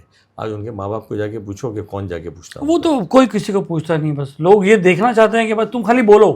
हाँ, और भले 10 लोग भले वो तो आपको भी पता है, अपने को भी पता है कि भाई पीछे जो लोग रहते हैं, जो बच्चे रहते हैं, जो टारगेट हो जाते हैं। हमको जो लोग इस तरह की बातें करते हैं उनको गिरफ्तार होना चाहिए, उनको सज़ा मिलनी चाहिए, एक एग्ज़ाम्पल सेट होना चाहिए, गवर्नमेंट ने उस पर स्ट्रिक्ट कार्रवाई करना चाहिए। कार्रवाई तो गवर्नमेंट और कोर्ट ही करेगी ना, आप कर सकते हो क्या? नहीं, हम तो खाली बता सकते हैं और आप खाली सपोर्ट कर सकते हो। हम तो सपोर्ट करते ही। और जहाँ तक बात आएगी ईमान की, 101% आप अमीन पटेल को वहाँ पे खड़ा पाओगे। अमीन पटेल के लिए अपने ईमान से, अपने मज़हब से, अपने अल्लाह से, अपने नबी से, रसूल से, पैगंबर से, हमारे आखिरी नबी करीम मोहम्मद मुस्तफा सल्लल्लाहु अलैहि वसल्लम से कोई कॉम्प्रोमाइज़ नहीं। No compromise means no compromise. Amin भाई, आपने जैसे बात की कि इमाम साहब के पीछे नमाज़ पढ़ना, तो आप जो है वो एक अलग कास्ट से आते हो और ये चीज़ एक अलग है, तो कैसे लोग, कुछ लोग इस पर भी शक करते हैं, यार ये अमीन भाई आप जुम्मा की नमाज जो है फिर बाद में दाल गोश्त भी खाते हो आप, तो वो क्या थोड़ा सा कन्फ्यूजन है आदमी को, यार ये जो है आगा खानी है और ये नमाज पढ़ते, तो इसमें क्या क्या आप दोनों तरह कैसे बैलेंस करते हो? पहला तो आगा खानी जैसी कोई कौम ही नहीं है जी। शिया इमामी इस्माइली है, एक हर कास्ट का नाम होता है ना। जी जी हाँ, बराबर। तो वैसा आगा खान के फॉलोअर है। मैं आगा खान नहीं बोल के मैं आपके खाली नॉलेज के लिए लोकल ये बात करें, लोकल बात। देखिए मैं कहीं पर भी नमाज़ पढ़ता हूँ क्योंकि मेरी नमाज अल्लाह के लिए है, बेशक। मेरा सजदा जो अल्लाह के लिए। क्योंकि मैंने भी एक बार हम सब, आप भी थे, मैं भी था, अपन जब नमाज पढ़े तो मैं भी थोड़ा कंफ्यूज हो गया। मतलब यार अमीन भाई इज प्रेइंग एंड अपना बाबा के ये अरब का बंगले के अंदर एक प्रोग्राम था, फिर आप गए थे, फिर वहाँ पर नमाज जमा करी। मैं भी खुद सोच में रह गया, यार ये इस्माइली लोग क्या नमाज ऐसा जमात के साथ बढ़ते हैं? इस्लाम के अंदर जो आदमी इस्लाम को फॉलो करता है, इस्लाम रिलीजन का है, उस आदमी के लिए नमाज फ़र्ज़ है। ये तो हर फ़िरके के लिए, हर फ़िरके के लिए ना। मैं नमाज अपने लिए और अपने अल्लाह के लिए पढ़ता हूँ, मैं किसी बंदे के लिए नमाज नहीं पढ़ता। मेरा सीधा अल्लाह के नाम का है जी। तो मैं किसी मस्जिद, भाई आज आदमी रेलवे प्लेटफॉर्म पे नमाज़ पढ़ लेता है, एयरपोर्ट पे नमाज़ पढ़ लेता है, रास्ते में नमाज़ पढ़ लेता है, गार्डन में नमाज़ पढ़ लेता तो है। आपकी कम्युनिटी में बैकफायर नहीं होता? अरे क्या तुम ऐसा क्यों करते बैकफायर? हो? क्या कम्युनिटी नमाज़ पढ़ती है? अच्छा अब मैं 2 दिन बाद इंशाल्लाह उम्रा के लिए जा रहा हूँ। अच्छा। क्या है? नमाज़ पढ़ना, कुरान मजीद की तिलावत करना, उम्रा करना, हज करना, पॉलिटिक्स इस्लाम से के कोई अंदर- लेना देना नहीं कि चलो मेरे वोटर्स है तो मैं पढ़ लूँ, ऐसा ये तो- मैं नहीं, ये तो- दूसरे तो- लोग कह रहे हैं, मैं नहीं असल कह में ऐसा रहा। है मैं कि एक देखिए जो बात, आदमी, अच्छा इस बात का खुलासा भी हो जाए ना अमीन भाई, जो आदमी ऐसी बात करता है कि उसकी यार वो सोच। आगा खान नहीं है और वो पब्लिक के लिए ऐसे नमाज पढ़ता है, तो भाई मतलब मैं वोटर्स भाई मैं अगर अपने घर में नमाज़ पढ़ता हूँ सुबह उठ के, तो वो तो पब्लिक के लिए नहीं है ना, वो तो मेरे लिए जी है। वैसे। मेरे लिए है ना। वहाँ तो पब्लिक को अगर मैं जूम टीवी चालू करके लोगों को बताता नहीं हूँ ना कि मैं नमाज किसी की भी नमाज, वो उस शख्स और अल्लाह के बीच की बात है। उसके अंदर किसी का इंटरफेरेंस नहीं कि कोई आदमी हाथ बांध के नमाज पढ़ता है, कोई हाथ खोल के नमाज पढ़ता है, नियत वैसे देखी नमाज- जाती नियत है, नियत देखी, बहुत सही सिर्फ कहा। और सिर्फ मज़हब जो हमारा इस्लाम है ना, उसमें इतनी रियायतें हैं, सिर्फ नियत के ऊपर है। आपकी नियत साफ है तो मंजिल आसान है। बिल्डर्स को आप बहुत फेवर करते हैं, आप पूछो बताओ तो मैं नाम बोल दूँ। बोले शाहिद बलवा, उसको मिला नहीं कई इतने महीने साल हो गए। नहीं उनकी जो कंपनी है वो आपको बताऊं पतरा वाला चौल है, कई सालों से पड़ी हुई है। किधर है पतरा चले? शायद ये सिटी सेंटर के बाजू में, सिटी सेंटर के टेनेंट की बात करते हैं। सिटी सेंटर के टेनेंट लोग के ऊपर तो ऐसा हो रहा है कि ऐसा लगता है कि हिंदी पिक्चर चल रही है, कि दुकानदारों को उनका पैसा नहीं मिल रहा है, लोग आंदोलन कर रहे हैं, ये कर रहे हैं, कई सालों से वो मैटर चल रहा है। सिटी सेंटर में मैं कई मरतबा गया। और लोगों का कहना है कि शाहिद बलवा के खास दोस्त है अमीन भाई। ऐसा है भाई कि हर आदमी से मेरी दोस्ती है, किसी से मेरी दुश्मनी, मेरा दुश्मन कोई नहीं। फेवरिज्म की बात हो रही है। No favouritism. मैं कभी एक चीज़ सलीम भाई तय है कि टेनेंट के मुकाबले मैं बिल्डर को कभी मार्क्स नहीं दूंगा। मेरी पूरी लॉयल्टी टेनेंट के साथ में है और टेनेंट के साथ में रहेंगी। जहाँ तक सिटी सेंटर की बात है, सिटी सेंटर के लिए मैंने कई मीटिंगें लिया। एक मीटिंग लिया, पूरा कर दिया, बयानी को मैंने फ़ोन किया, बयानी दिल्ली में था, मैं तुमको आज अभी शाम को आना पड़ेगा। बोले सर कल मिलता हूँ, बोले आज मिलना पड़ेगा। सिटी सेंटर वाले जाके 3 घंटे बाद में वहाँ पे एग्रीमेंट साइन किए, मैं वहीं बैठा हूँ। आज भी सिटी सेंटर के मगर जो मसले सिटी सेंटर में, का आज भी सिटी सेंटर के मसले में वहाँ पे जो ग्रुपिज़म है ना, मैं उनको बोलता हूँ, लास्ट मीटिंग में ये तय हुआ उनकी कि वो मॉल देने के लिए तैयार है। उनकी उस्मान बलवा से बात हुई है और उन्होंने कहा कि भाई मैं आपको रिटर्न करने के लिए तैयार हूँ। तो मेरे पास कुछ लोग आए, बोले भाई उनकी बहुत सारी शर्तें। बोला तुमको कौन सी शर्तें मंजूर नहीं है ना, जी तो लास्ट वो टाइम बात तुम हुई थी। मुझको लिख के दे दो, मैं खुद चलता हूँ तुम्हारे साथ में। 10 लोग आते, वो जाते, फिर 10 लोग आते, फिर बोला भाई जितनी दुकानें हैं उनके 50% आ जाओ ना एक साथ में, आपको आपका मॉल वापस चाहिए ना। मगर जो रीडेवलपमेंट होता है वो तरीके से रीडेवलपमेंट इन्होंने उलझा दिया है, इन्होंने ऐसा उलझा दिया आज कि सुलझ सकता है ना सलीम भाई। मगर कितने साल से लोग मरता ना करता, क्या जबरदस्ती की जा रही है, पॉलिटिकल प्रेशर मारा जा रहा है, पुलिस का प्रेशर है उधर। कोई पॉलिटिक्स वहाँ पे सर मैं भी फॉलो कर रहा हूँ पिछले कई 10 साल से। आपको नाम आया कि भाई XYZ पार्टी का XYZ आदमी कॉर्पोरेटर MLA। मेरे को डायरेक्ट नाम नहीं है, मगर लोग आपके पास है, उनको आपसे सॉल्यूशन नहीं मिला। साहब सॉल्यूशन वो 100 लोग हैं, 10 लोग बोलेंगे हमको मॉल चाहिए, 20 लोग बोलेंगे हमको मॉल नहीं चाहिए, हमको भाड़ा चाहिए, 30 लोग बोलेंगे कि नहीं हमको ज़्यादा भाड़ा चाहिए। देखिए जिस तरह से पॉलिटिक्स में जीतने के लिए आपको जिसको ज़्यादा मेजोरिटी की वही जीतेगा ना। आज सिटी सेंटर के अंदर अगर प्रॉब्लम सबको सॉल्व करनी है तो टेनेंट को एक साथ आना पड़ेगा ना भाई। 50% आदमी साथ में आएंगे तब जाके बात होगी ना। वहाँ पे भी अलग अलग फिरकों में लोग बटे हुए हैं ना। हमारी एक वो तो बहन होता ही है, है, अरे हमारी भाई। एक बहन है, वो मुझको भी मिलेगी, वो 2 दिन के बाद में जाके XYZ को मिलेंगी, बाद में ABCD को मिलेंगी। मेरी भी उनसे यही शिकायत है, तो मैं मैं नाम नहीं लूंगा, उनसे यही शिकायत। बोला बहन, मैं उनको बोला बहन एक काम कीजिए ना, आप एक ग्रुप बना के 50 आदमी तो साथ में आइए। वही बिल्डर पथरा वाला चौल बाजू में ही है सिटी सेंटर के, टूटी पड़ी हुई है भाई। लोगों ने तो क्या किया, एक बार बिस्तर पोटला लेके घुस गए थे उनकी होटल में बलवास में, एक नहीं 2 बार इंसिडेंट हुआ है। नहीं, रीडेवलपमेंट कि भाई तुम नहीं दे रहे हो तो और ये कर लेते हैं। रीडेवलपमेंट होना चाहिए सलीम भाई, और हर जो चौल है उसका रीडेवलपमेंट होना चाहिए। इसीलिए बिल्डर राज है, इसीलिए आपने बहुत सही किया, इसीलिए हमने कानून बनाया अभी। एक मैं भी उस कमेटी का मेंबर था, सबसे पहला गौतम चैटर्जी थे, बाद में श्रीकांत सिंह उसके मेंबर है। एक कानून बना है, और मैं आपके माध्यम से पूरे मुंबई को ये बताना चाहता हूँ कि जो नया कानून बना है 79 का और 91 का, उसके अंदर अगर आपकी बिल्डिंग डेवलप्ड कंडीशन में है, आप माडा को एक लेटर दीजिए। लेटर देने में लिखिए कि भाई हमारा लैंडलॉर्ड इस बिल्डिंग को न रिपेयर कर रहा है न रीडेवलप कर रहा है, आप इसके ऊपर 79 का प्रोसेस चालू करो। 79 का प्रोसेस में लैंडलॉर्ड को 6 महीने का टाइम दिया जाएगा कि आप इस बिल्डिंग को रीडेवलप करो। वो नहीं करता तो टेनेंट को मिलता है ना। मैंने 3 बिल्डिंग करवा के दिया मैंने। अच्छा, ये तो बहुत बड़ा मेजर प्रॉब्लम है, यहाँ पे लैंडलॉर्ड ध्यान नहीं देते हैं। तो इसलिए तो अगर आप एक लेटर जी, वो अपन को एजुकेट करेंगे, ये सबको बताएंगे। एक लेटर लिखना है माडा को कि आप 79 के अंदर इसको रीडेवलप और वहाँ पर एक टेक्निकली प्रॉब्लम क्या आता है अमीन भाई, इसको भी आपको गौर करना चाहिए आपके एरिया में, कि जब वो सी डिक्लेयर करते हैं उसके बाद ही सब होता है। सी कैटेगरी में डालते हैं तो उसके बाद ही होता है C1 कैटेगरी में। तो जब C1 कैटेगरी डिक्लेयर होता है तो बोलते हैं भाई यहाँ से बाहर जाओ, मानो नहीं जाओ। वो तो क्या होता है कि रिहेबिलिट कहाँ करेंगे उनको? नहीं, C1 कैटेगरी मानसून के पहले जो सर्वे होता है उसके अंदर C1 कैटेगरी की बिल्डिंग बताई जाती है। वो सब ऐसे ही है, उसमें कोई दम नहीं है। मगर अगर कोई बिल्डिंग में आप रहते हो, मैं रहता हूँ, उस बिल्डिंग को अगर डिलेपेट है, माडा बोलती है C1 की भी जरूरत नहीं है, डिलेपेट कंडीशन में वो बिल्डिंग है जो बियॉन्ड रिपेयर है, माडा उसको बोलती है, तो टेनेंट को एक लेटर लिखना है कि हम पहला एक लैंडलॉर्ड को लेटर लिखना है कि हमारी बिल्डिंग है उसको। तो टेनेंट भी एक साथ नहीं है, क्या करेंगे, मजबूरी होती है।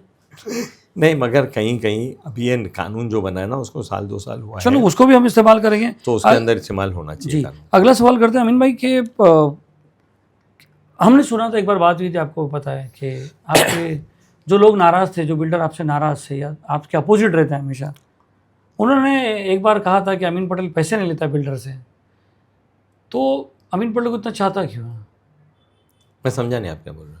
यानी अमीन पटेल जो है बिल्डरों के काम के पैसे नहीं लेता है।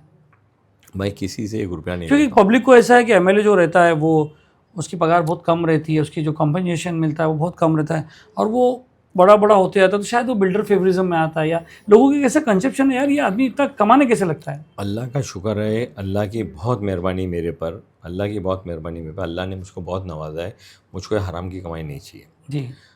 तो वही तो बोल रहा हूँ कि आप लेते नहीं हो। मैं बता रहा हूँ, आपके किसी याद है एक जगह बात हुई थी, फिर आपका के सलीम ने ऐसा बोला, आपने मुझे कॉल किया था, तो जब आप उनको हेल्प करते हैं बनाने के लिए, ये करने के लिए। नहीं, आप गलत बोल रहे हो, आप बिल्कुल गलत बोल रहे हो। मैं किसी बिल्डर को कभी हेल्प नहीं करता हूँ, मैं टेनेंट को हेल्प करता हूँ। मैं चाहता हूँ कि टेनेंट की बिल्डिंग बन जाए, और उसके लिए अगर डेवलपर कहीं फंसता है, कहीं कोई उसको प्रॉब्लम आता है, तो मैं उसकी मदद करता हूँ।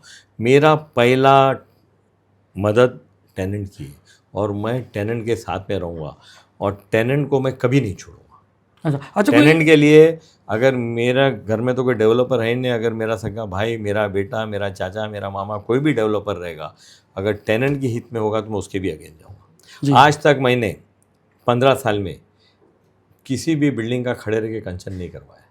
लोगों ने कंसर्न ला के मेरे ऑफिस में दिया कि आप जिस डेवलपर को देना चाहो दे सकते हो, मैंने नहीं किया। आज मुझको खुशी इस बात की सलीम भाई कि जब कमाटीपुरा का डेवलपमेंट चालू हुआ तो कुछ लैंडलॉर्ड ने सादे कागज़ पे हम पूरा पावर अमीन पटेल को दे, तो कागज़ मेरे पास आज भी है, क्योंकि अगर होता तो मैं लेके आता। वो कागज़ मैं कभी यूज़ किया नहीं, वो करूँगा नहीं। उन्होंने लिख के हम अपनी बिल्डिंग की पूरी पावर और अथॉरिटी अमीन, उसका कोई स्टैम्प पेपर नहीं था, कुछ नहीं था, एक मोहब्बत उन्होंने लिखी। इतना भरोसा, सेफ है ना, सेफ रहेगा कि साहब ये हमारी पावर ऑफ अटर्नी है, आप इस बिल्डिंग को जिस डेवलपर को देना चाहते दे दो जी। मैंने नहीं दिया जब तक टेनेंट की सेफ्टी नहीं होगी ना। अगर मेरी जगह कोई दूसरा एमएलए होता ना तो कमाटीपुरा प्रोजेक्ट का 5 बार नारियल फूट गया होता हर इलेक्शन। अच्छा, कमाटीपुरा में ये सिटी सेंटर भी उसी में आ रहा है? नहीं, उसमें नहीं आएगा, और वो नहीं आ रहा है। अच्छा, अमीन भाई बात करते हैं कि कुछ एक ऐसा वक्त था जब हमारे को ऐसा खबर मिली है कि अमीन भाई जो है, लोग कह रहे हैं कि अमीन भाई एक वक्त था कि एक बिज़नेस में थोड़ा सा लॉस हो गया था और वो लॉस फिर मुरली भाई के पास गए थे और ऐसा कुछ था, कुछ शेयर बाजार मार्केट में एक ये भी अफवाह है। अल्लाह का करम है कि कभी आपके ब्रदर इन लॉ का कुछ मैटर था अल्लाह का करम शेयर है, बाजार का? नहीं, अल्लाह का करम रीमर्स है, थी। अल्लाह का करम है, अल्लाह का एहसान है कि न मुरली देवरा न मिलिंद देवरा से एक पैसे का फाइनेंशियल कोई ऑब्लिगेशन नहीं, कोई ऑब्लिगेशन नहीं। अभी बात करते हैं मिलिंद देवरा की, बात करते हैं। मिलिंद देवरा आपके नेता थे, कैसा आपको लगा मिलिंद देवरा?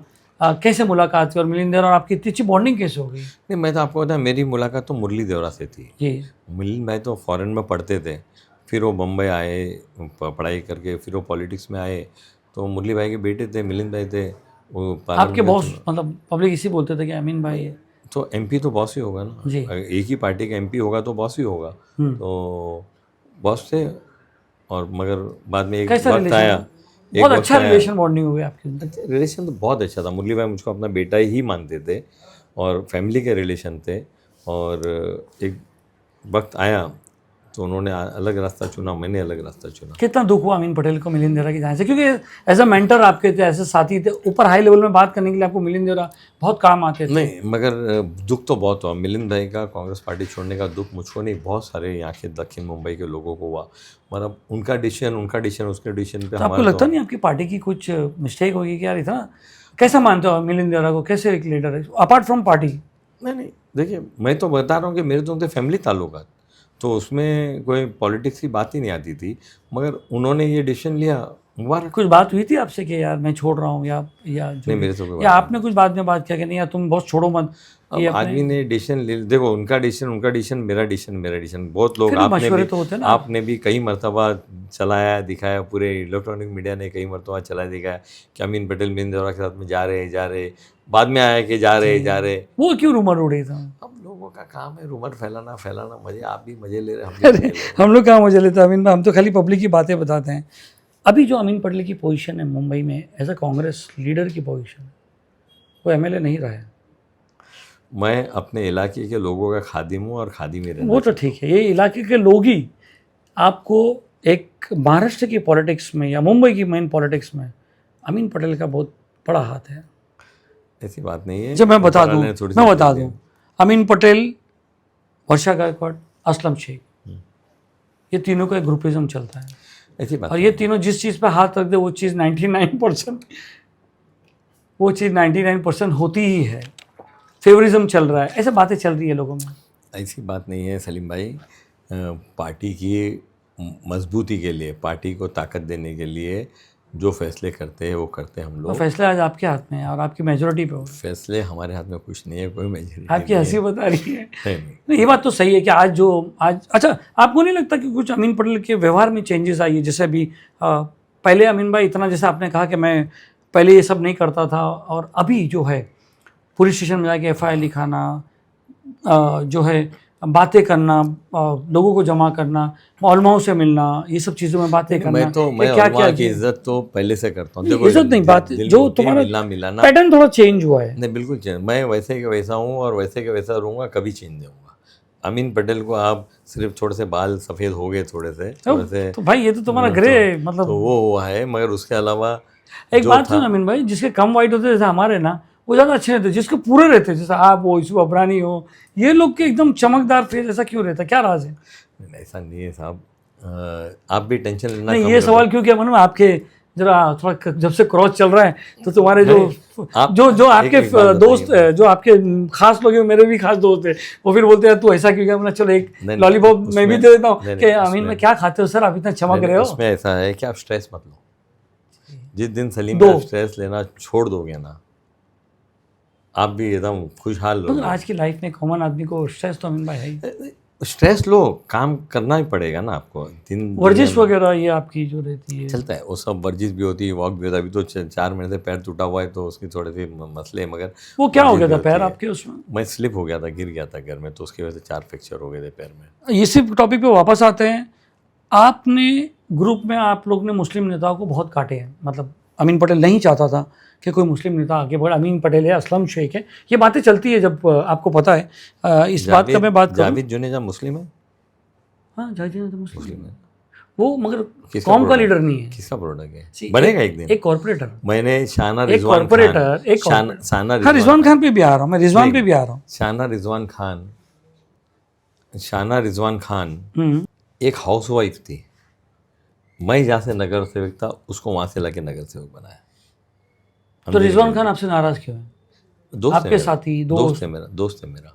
उसके बाद में नहीं नाराज क्यों है, मतलब नहीं किस नहीं, बात पे कौन नहीं बोलता है नाराज? नाराज है? मैं बोलता हूँ हर आप जगह आज बात फ़ोन करके करते हैं। पूछो, आप लगाइए फ़ोन, इस पे फ़ोन लगाइए, आपके पॉडकास्ट पे फ़ोन लगाइए, नाराज तो नहीं वही होंगे। तो बात है ना, आप सबको पटा लेते हो नाराज को, ये तो हमारा दूसरा सवाल है नहीं नहीं, कि आप भाई तुम रिजवान खान ये को, करते कैसे हो भाई? आप रिजवान खान को अभी नहीं पॉडकास्ट नहीं, पे फ़ोन यही लगा मैं के कह रहा हूँ, बोलो जो कि बंदा मैं नाराज रहता है आपसे उसको आप पटा बहुत अच्छे लेते हो। फुरकान की बात कर लो, इतना आपके बारे में ये बोलना वो बोला, आज अमीन भाई के साथ है, और जो अमीन भाई के साथ होता है वो कल एकदम। फुरकान ने ये बोला, सैयद फुरकान ने कल ये बोला कि मैं किसी वजह से अमीन भाई से अलग हो गया था, मगर मुझको एहसास हुआ। तो अमीन भाई के पास क्या गुट्टी है जो मतलब कुछ सबको, नहीं है, जैसे कुछ रिजवान का भी सबको मालूम है, रिजवान भाई को भी मालूम है कि क्या प्रॉब्लम था और क्या नहीं था, और आके बाद में फिर अमीन भाई ये मिश्रण कहाँ से लाया आपने? नहीं नहीं, ये सब देखिए एक अपने अपने स्वभाव का नेचर की बात है।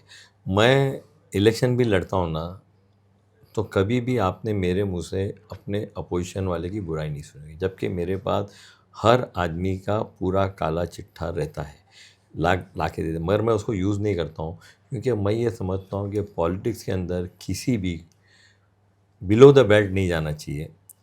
हर एक आदमी का एक इज्जत है, उसके घर में उसकी इज्जत आपने है। शाना रिजवान का नाम दे दिया, आपने जावेद जुनेजा का नाम दे दिया, आफरीन शेख आफरीन शेख है, ठीक है, वो आपके लोकल कॉर्पोरेटर है। आरिफ नसीम खान, दोस्त है, हमारे भाई हैं। उसके टिकट कटाने के लिए आप पहुंच गए थे। मैं खुद गया आप, था, वर्षा और मैं खुद असलम गया शेख तीनों वहाँ गए था, मैं थे। खुद गया था। पहला सेंटेंस मेरा ये था, और आपने मेरे वो इंस्टाग्राम पे भी देखा होगा कि मैंने खुद खरगे जी को जाके बोला था कि मुंबई से एक मुसलमान को एमपी का टिकट देना चाहिए, और हम चाहते हैं कि आप आरिफ नसीम खान को टिकट दो।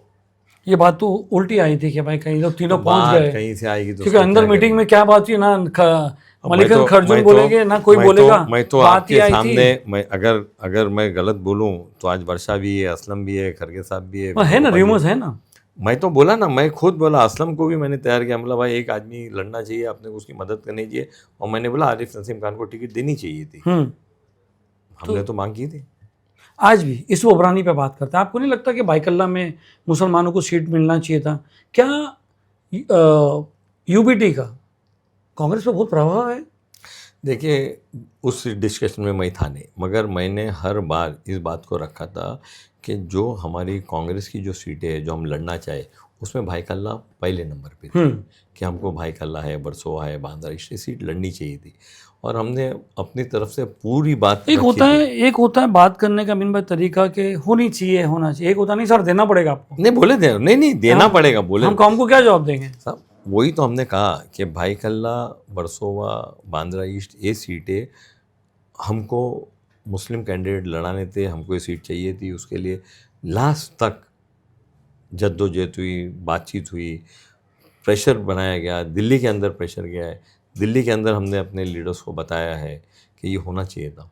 मगर ये होता नहीं है, और कांग्रेस जो है आज ऐसा चल रही है कि शिवसेना जो यूबीटी है कांग्रेस को चला रही है। कोई भी काम करने के लिए उद्धव साहब को पटाना पड़ता है, कोई भी काम करने के लिए आदित्य को पटाना पड़ता है। कांग्रेस का नेतृत्व, कांग्रेस की लीडरशिप थोड़ी कमजोर नहीं लग रही? राहुल गांधी तो नेशनल लीडर है, कांग्रेस की लीडरशिप सक्षम है, कांग्रेस की लीडरशिप दिल्ली में सक्षम है, और ये जो भी बात है उसके लिए उनको बराबर से बात। क्या लगता है यूसुफ अबरानी का, जो मैंने कहा, चलो यूसुफ अबरानी हो या कोई भी बाइकल्ला एक सीट है जो आपको मालूम है महाराष्ट्र की कांग्रेस को ही मिलना चाहिए थी, मिलेगी, मिलना चाहिए थी। अभी क्या, अब एक दिन बचा है, देखिए क्या एकदम से। तो अमीन भाई ये सब चीज़ें तो हो गई है, एक और मसला था आपका जावेद शरीफ का, एक होटल थी उसके ऊपर जावेद शरीफ ने जो आपके ऊपर बहुत एलिगेशन लगाया कि अमीन भाई सेटलमेंट करा रहे, मैंने उसका और रिकॉर्डिंग कर दी आपकी। मैंने आज तक उस मसले में अपना क्लैरिफिकेशन दिया नहीं कभी। रीज़न मतलब क्या वजह है, इल्ज़ाम लग रहे तो कहीं ना कहीं तो देखो बेबुनियाद इल्ज़ाम पे कोई जवाब देने का मतलब नहीं। एक चीज़, जावेद शरीफ मेरा दोस्त है, बहुत अच्छा दोस्त है, कुछ दिन पहले हमने साथ में बैठ के खाना खाया, बिल उसने चुकाया, जी बताए थे आपने, तो वो बात नहीं है। मगर मैंने जावेद भाई को कई मरतबा, होटल क्या नाम है वो, Marine Plaza, Marine Plaza Nariman Point, Javed Sharif साहब को मेरे भाई है, मैंने उसको कई मरतबा बोला है कि मैं चाहता हूँ कि ट्रस्ट का फ़ायदा हो, ट्रस्ट के फेवर में बात हो, और उसके लिए आपको जहाँ पर जो ज़रूरत लगेगी अमीन पटेल आपके हाथ में खड़ा हुआ है। वो ट्रस्ट कह के रहे थे हाथ कि में। वो डॉन के सामने बिठा दिए और अमीन पटेल उठ के चले गए और फिर वो मेरे को धमकी देने लगा दाऊद इब्राहिम की ये वो, देखिए, तो अमीन भाई ने सेट करके रखा था। वो सब बातें जावेद भाई के साथ में पर्सनली मेरी हो चुकी है अभी कुछ दिन पहले। वो जो मिसअंडरस्टैंडिंग थी वो क्लियर हो चुकी है, और जावेद भाई को मैंने बोला है, जावेद शरॉफ को बोला है कि सभी मुस्लिम लीडर्स ट्रस्ट के मामले में आपके साथ में, आप बोलो क्या करना है, हम आपके साथ में। कोई पिटिशन भी डाला था उन्होंने आपके खिलाफ, चालू है कि टेक बैक हो गए?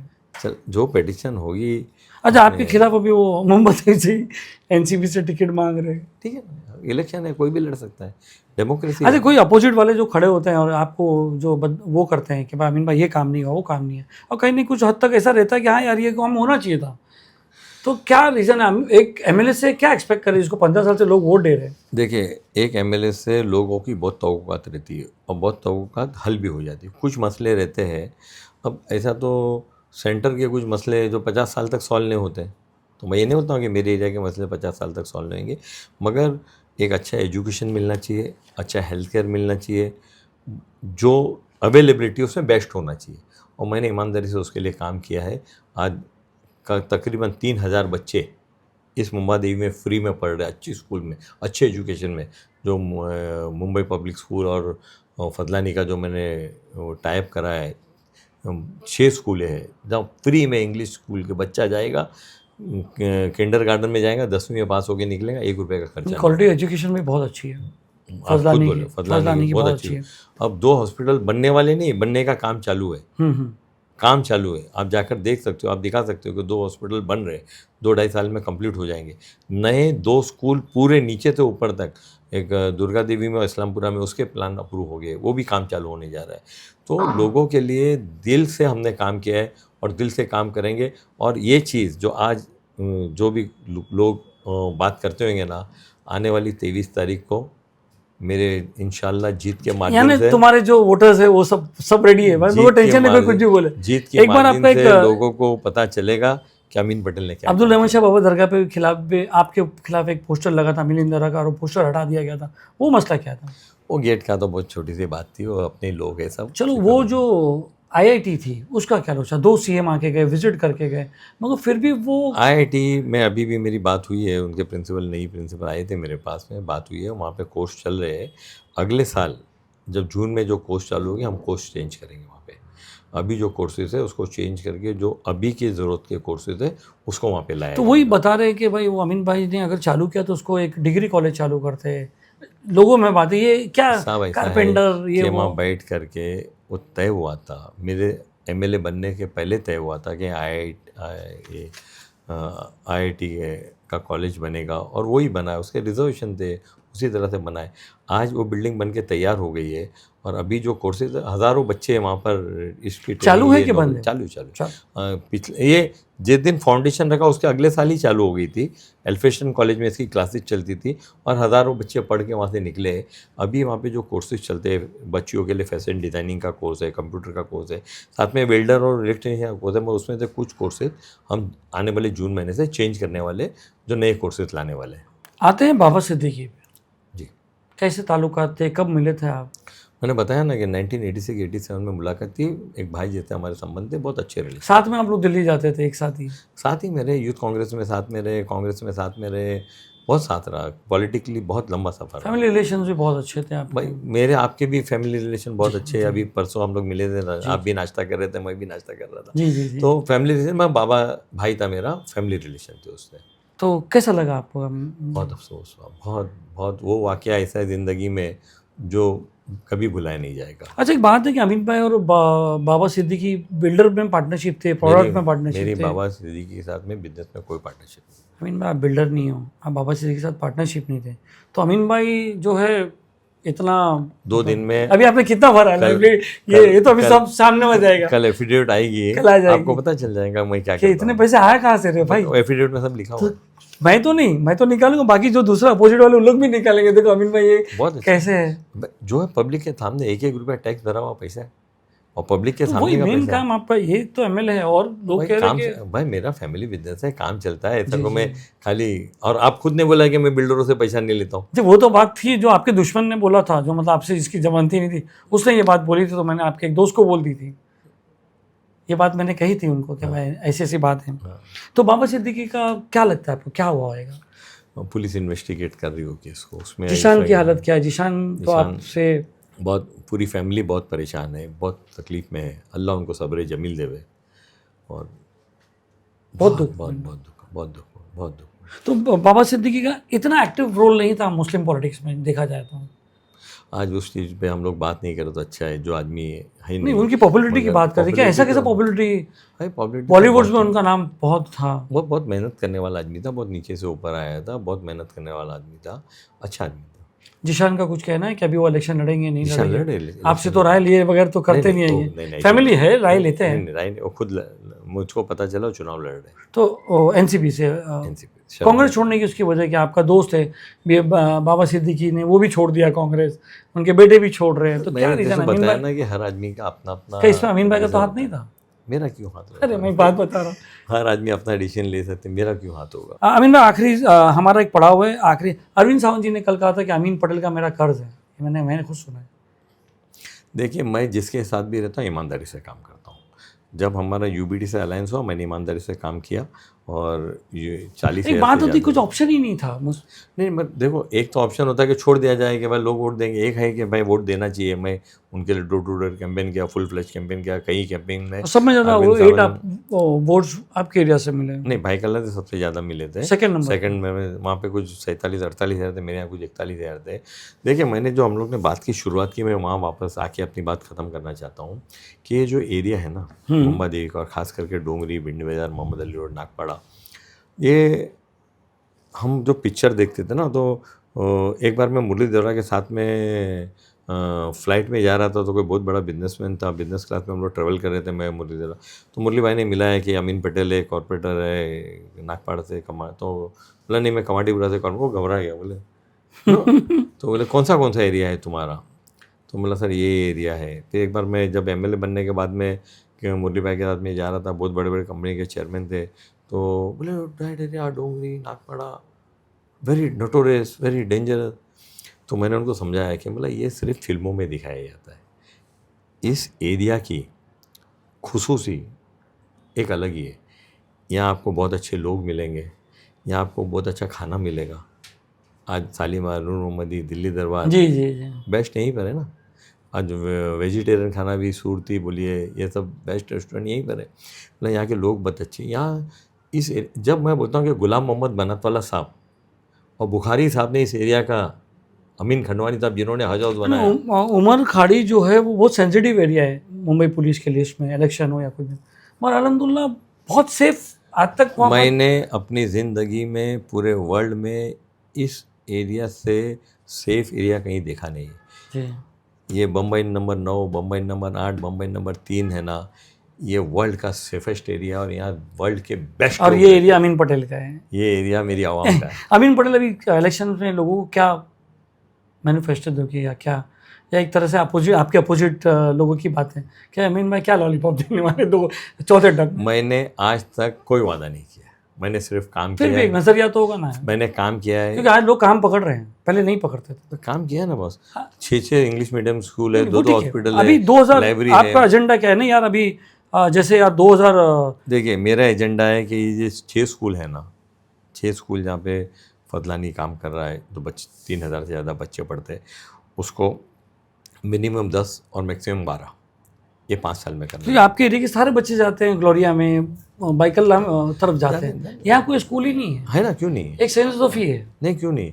अभी एमपीएससी का जो स्कूल है डायमंड जुबली स्कूल के सामने है, बच्चे 88% टॉप करिए, इस साल 90%। नहीं, मैं कह रहा हूँ कि ये फर्स्ट टू प्राइमरी हो, इसकी बात कर रहा हूँ। उसी की तो बात कर रहा हूँ मैं।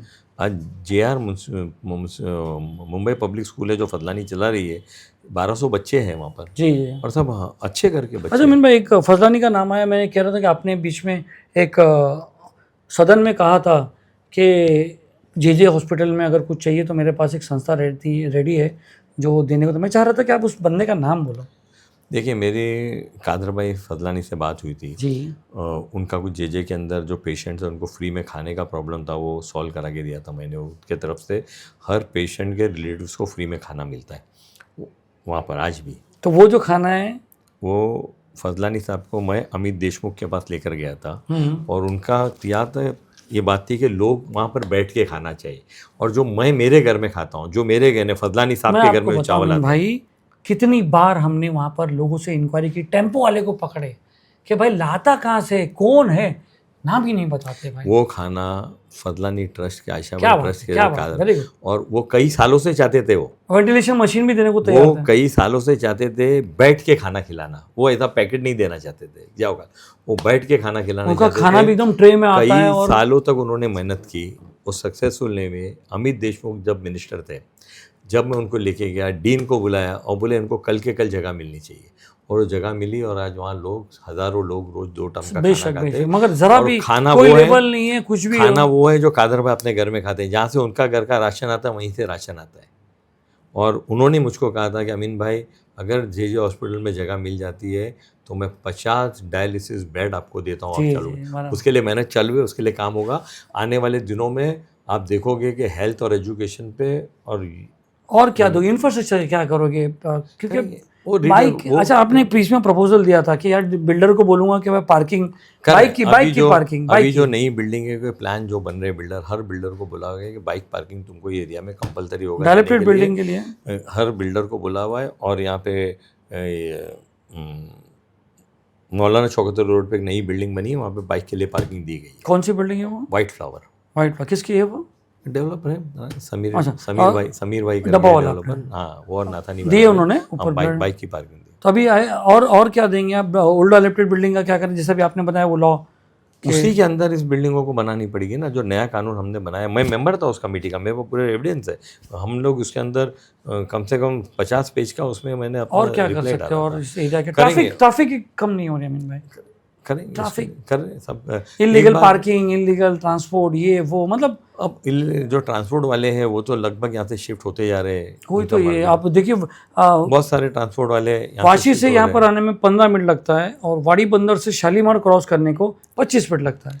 उसका रेगुलेशन कर रहे हैं पूरा, ट्रांसपोर्ट वाले पे बहुत सारी सख्ती कर अच्छा, एक बार एक और अभी आपका याद आया कि अमीन भाई हर जगह अपनी फ़ोटो ज़्यादा लगा रहा है। वो गार्डन बना रहे हैं तो अमीन भाई की फ़ोटो है, और मेरे को एक आपके दोस्त ने भेजा है कि भाई जिधर देखो वो अमीन भाई की फ़ोटो। नहीं लगाना चाहिए। आई लव डोगरी में भी बोले। एक बात हो, लगाना चाहिए, नहीं लगाना। मगर वो तो सब कॉर्पोरेटर का काम है ना सर, एमएलए तो बड़े बड़े काम करता है। तो बड़े बड़े काम करते हैं। अभी इतनी बड़ी हॉस्पिटल बना रहा हूँ मैं, तो वहाँ भी फोटो लगाऊंगा ना यार। तो बहुत, और लोगों को खुश करने के लिए गेट बना के दे रहे हैं आप, ज़्यादातर गेट्स लोगों बन को रहे हैं। खुश करने के लिए नहीं, वो एक ऐतिहासिक जगह है, वो गेट बनेगा, 100 साल तक रहेगा, गेट यादगार रहेगा। मगर वो तो रोड कटिंग में है अमीन भाई, वो तो कभी भी रोड कटिंग, फिर एक नया इशू हो जाएगा। नया बनाएंगे गेट, रोड कटिंग में वो काटने में ही फिर वो हो जाएगा कि भाई कोई भी चीज़ आप समझे नहीं। रोड बड़ा बनेगा तो गेट भी बड़ा बनेगा ना। अच्छा, जब रोड बड़ा है तो गेट भी बड़ा हो जाएगा, इसमें क्या बात है, बड़ा बनाएंगे। अरे वाह, क्या बात है। अमीन भाई एक फास्ट राउंड खेलते हैं हम, लास्ट टाइम हमारा पड़ाव। बहुत जल्दी करो मेरे एक बस 2 मिनट में खत्म हो जाएगा। हम एक रैपिड राउंड रखते हैं, 2 लोग का नाम है, एक को, जरा भी पॉलिटिक्स नहीं चाहिए हमारे। बताए आपको 2 में से 1 नाम सर का, दोनों नहीं बोला, राहुल या प्रियंका? दोनों। अरे पहले में ही तोड़ दिया भाई आपने। दोनों। जावेद जुनेजा या दूसरे कोई कॉर्पोरेटर? जावेद जुनेजा या अमीन पारेख? जावेद जुनेजा, अमीन पारेख, जावेद जुनेजा, अमीन पारेख, जवाब दीजिए। नहीं, दोनों एक ही है ना भाई। नहीं, दोनों में से एक। दोनों ये रैपिड राउंड है, ये बोलना दोनों ये आने तो वाले लोग समझ जाएंगे। आने वाले दिनों में दोनों को चुनाव लड़ाएंगे। उमर लाकड़ा वाला, जावेद जुनेजा, उमर लाकड़ा वाला। जावेद जुनेजा सबसे थोड़ी कंपेयर हो सकता है। अच्छा, इंदिरा जी या सोनिया गांधी, कौन आपके आइडियल है? इंदिरा जी थी साहब। इंदिरा जी वो तो आयरन लेडी। देश में जो गांधी परिवार का, जो पंडित मोतीलाल नेहरू से लेके जवाहरलाल नेहरू के बाद में इंदिरा जी के बाद राजीव जी और सोनिया जी। नहीं, हमने 2 में कंपेयर करने जाए, पॉलिटिक्स मत करो भाई। क्या होता है भाई कि इंदिरा जी का कंपैरिजन ये दुनिया में, एक नेता 2 में से एक तो कोई पसंद आता है, कोई फर्स्ट आता है, कोई सेकंड आता है। इंदिरा जी देश की प्राइम मिनिस्टर रही है और जिन्होंने काम किया है, जिन्होंने बांग्लादेश को 1 मिनट में अलग करके दे दिया, अपने आप में एक मिसाल है।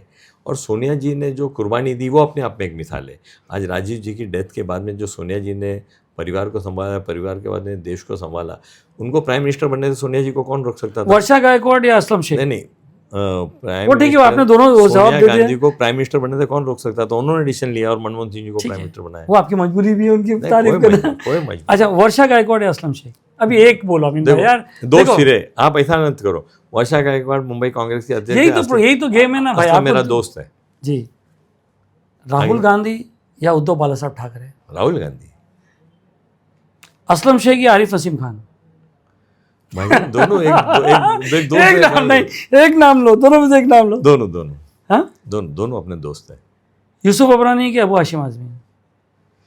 देखो, अबू हाशिम बहुत आजमी तैयारी पे- क्यों, बहुत सोच अबू के हाशिम- तैयारी कर रहा हूँ। अबू हाशिम आजमी पे पर्सनल उन्होंने मुझ पे एहसान किया है।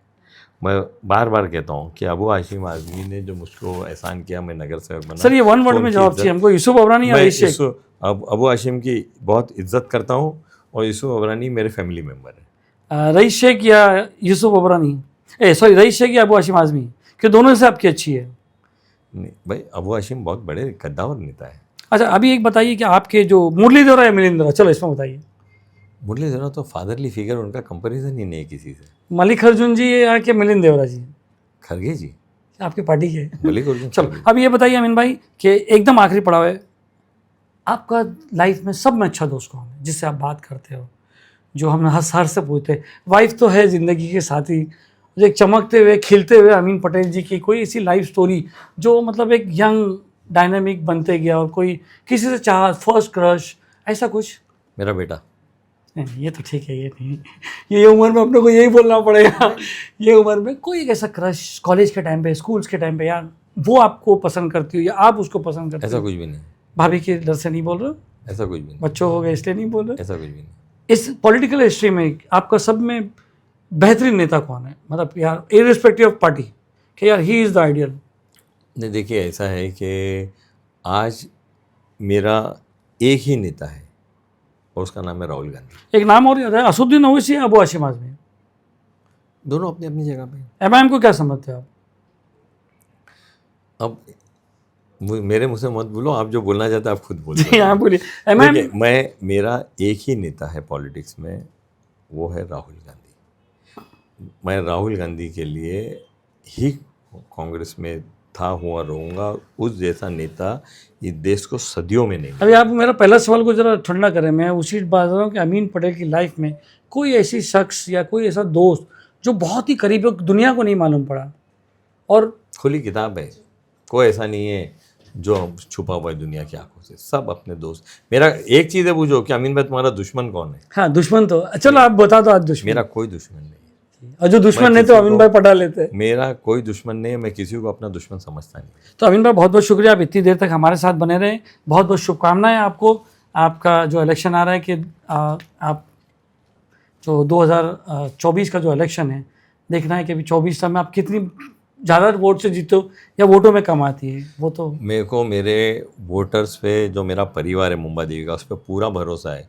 और मैं आपको यकीन के साथ कहता हूँ कि इंशाल्लाह इस बार का मार्जिन, 2024 का मार्जिन अमीन पटेल की ज़िंदगी का सबसे बड़ा मार्जिन होगा। बहुत बहुत शुक्रिया अमीन भाई, बहुत बहुत शुक्रिया।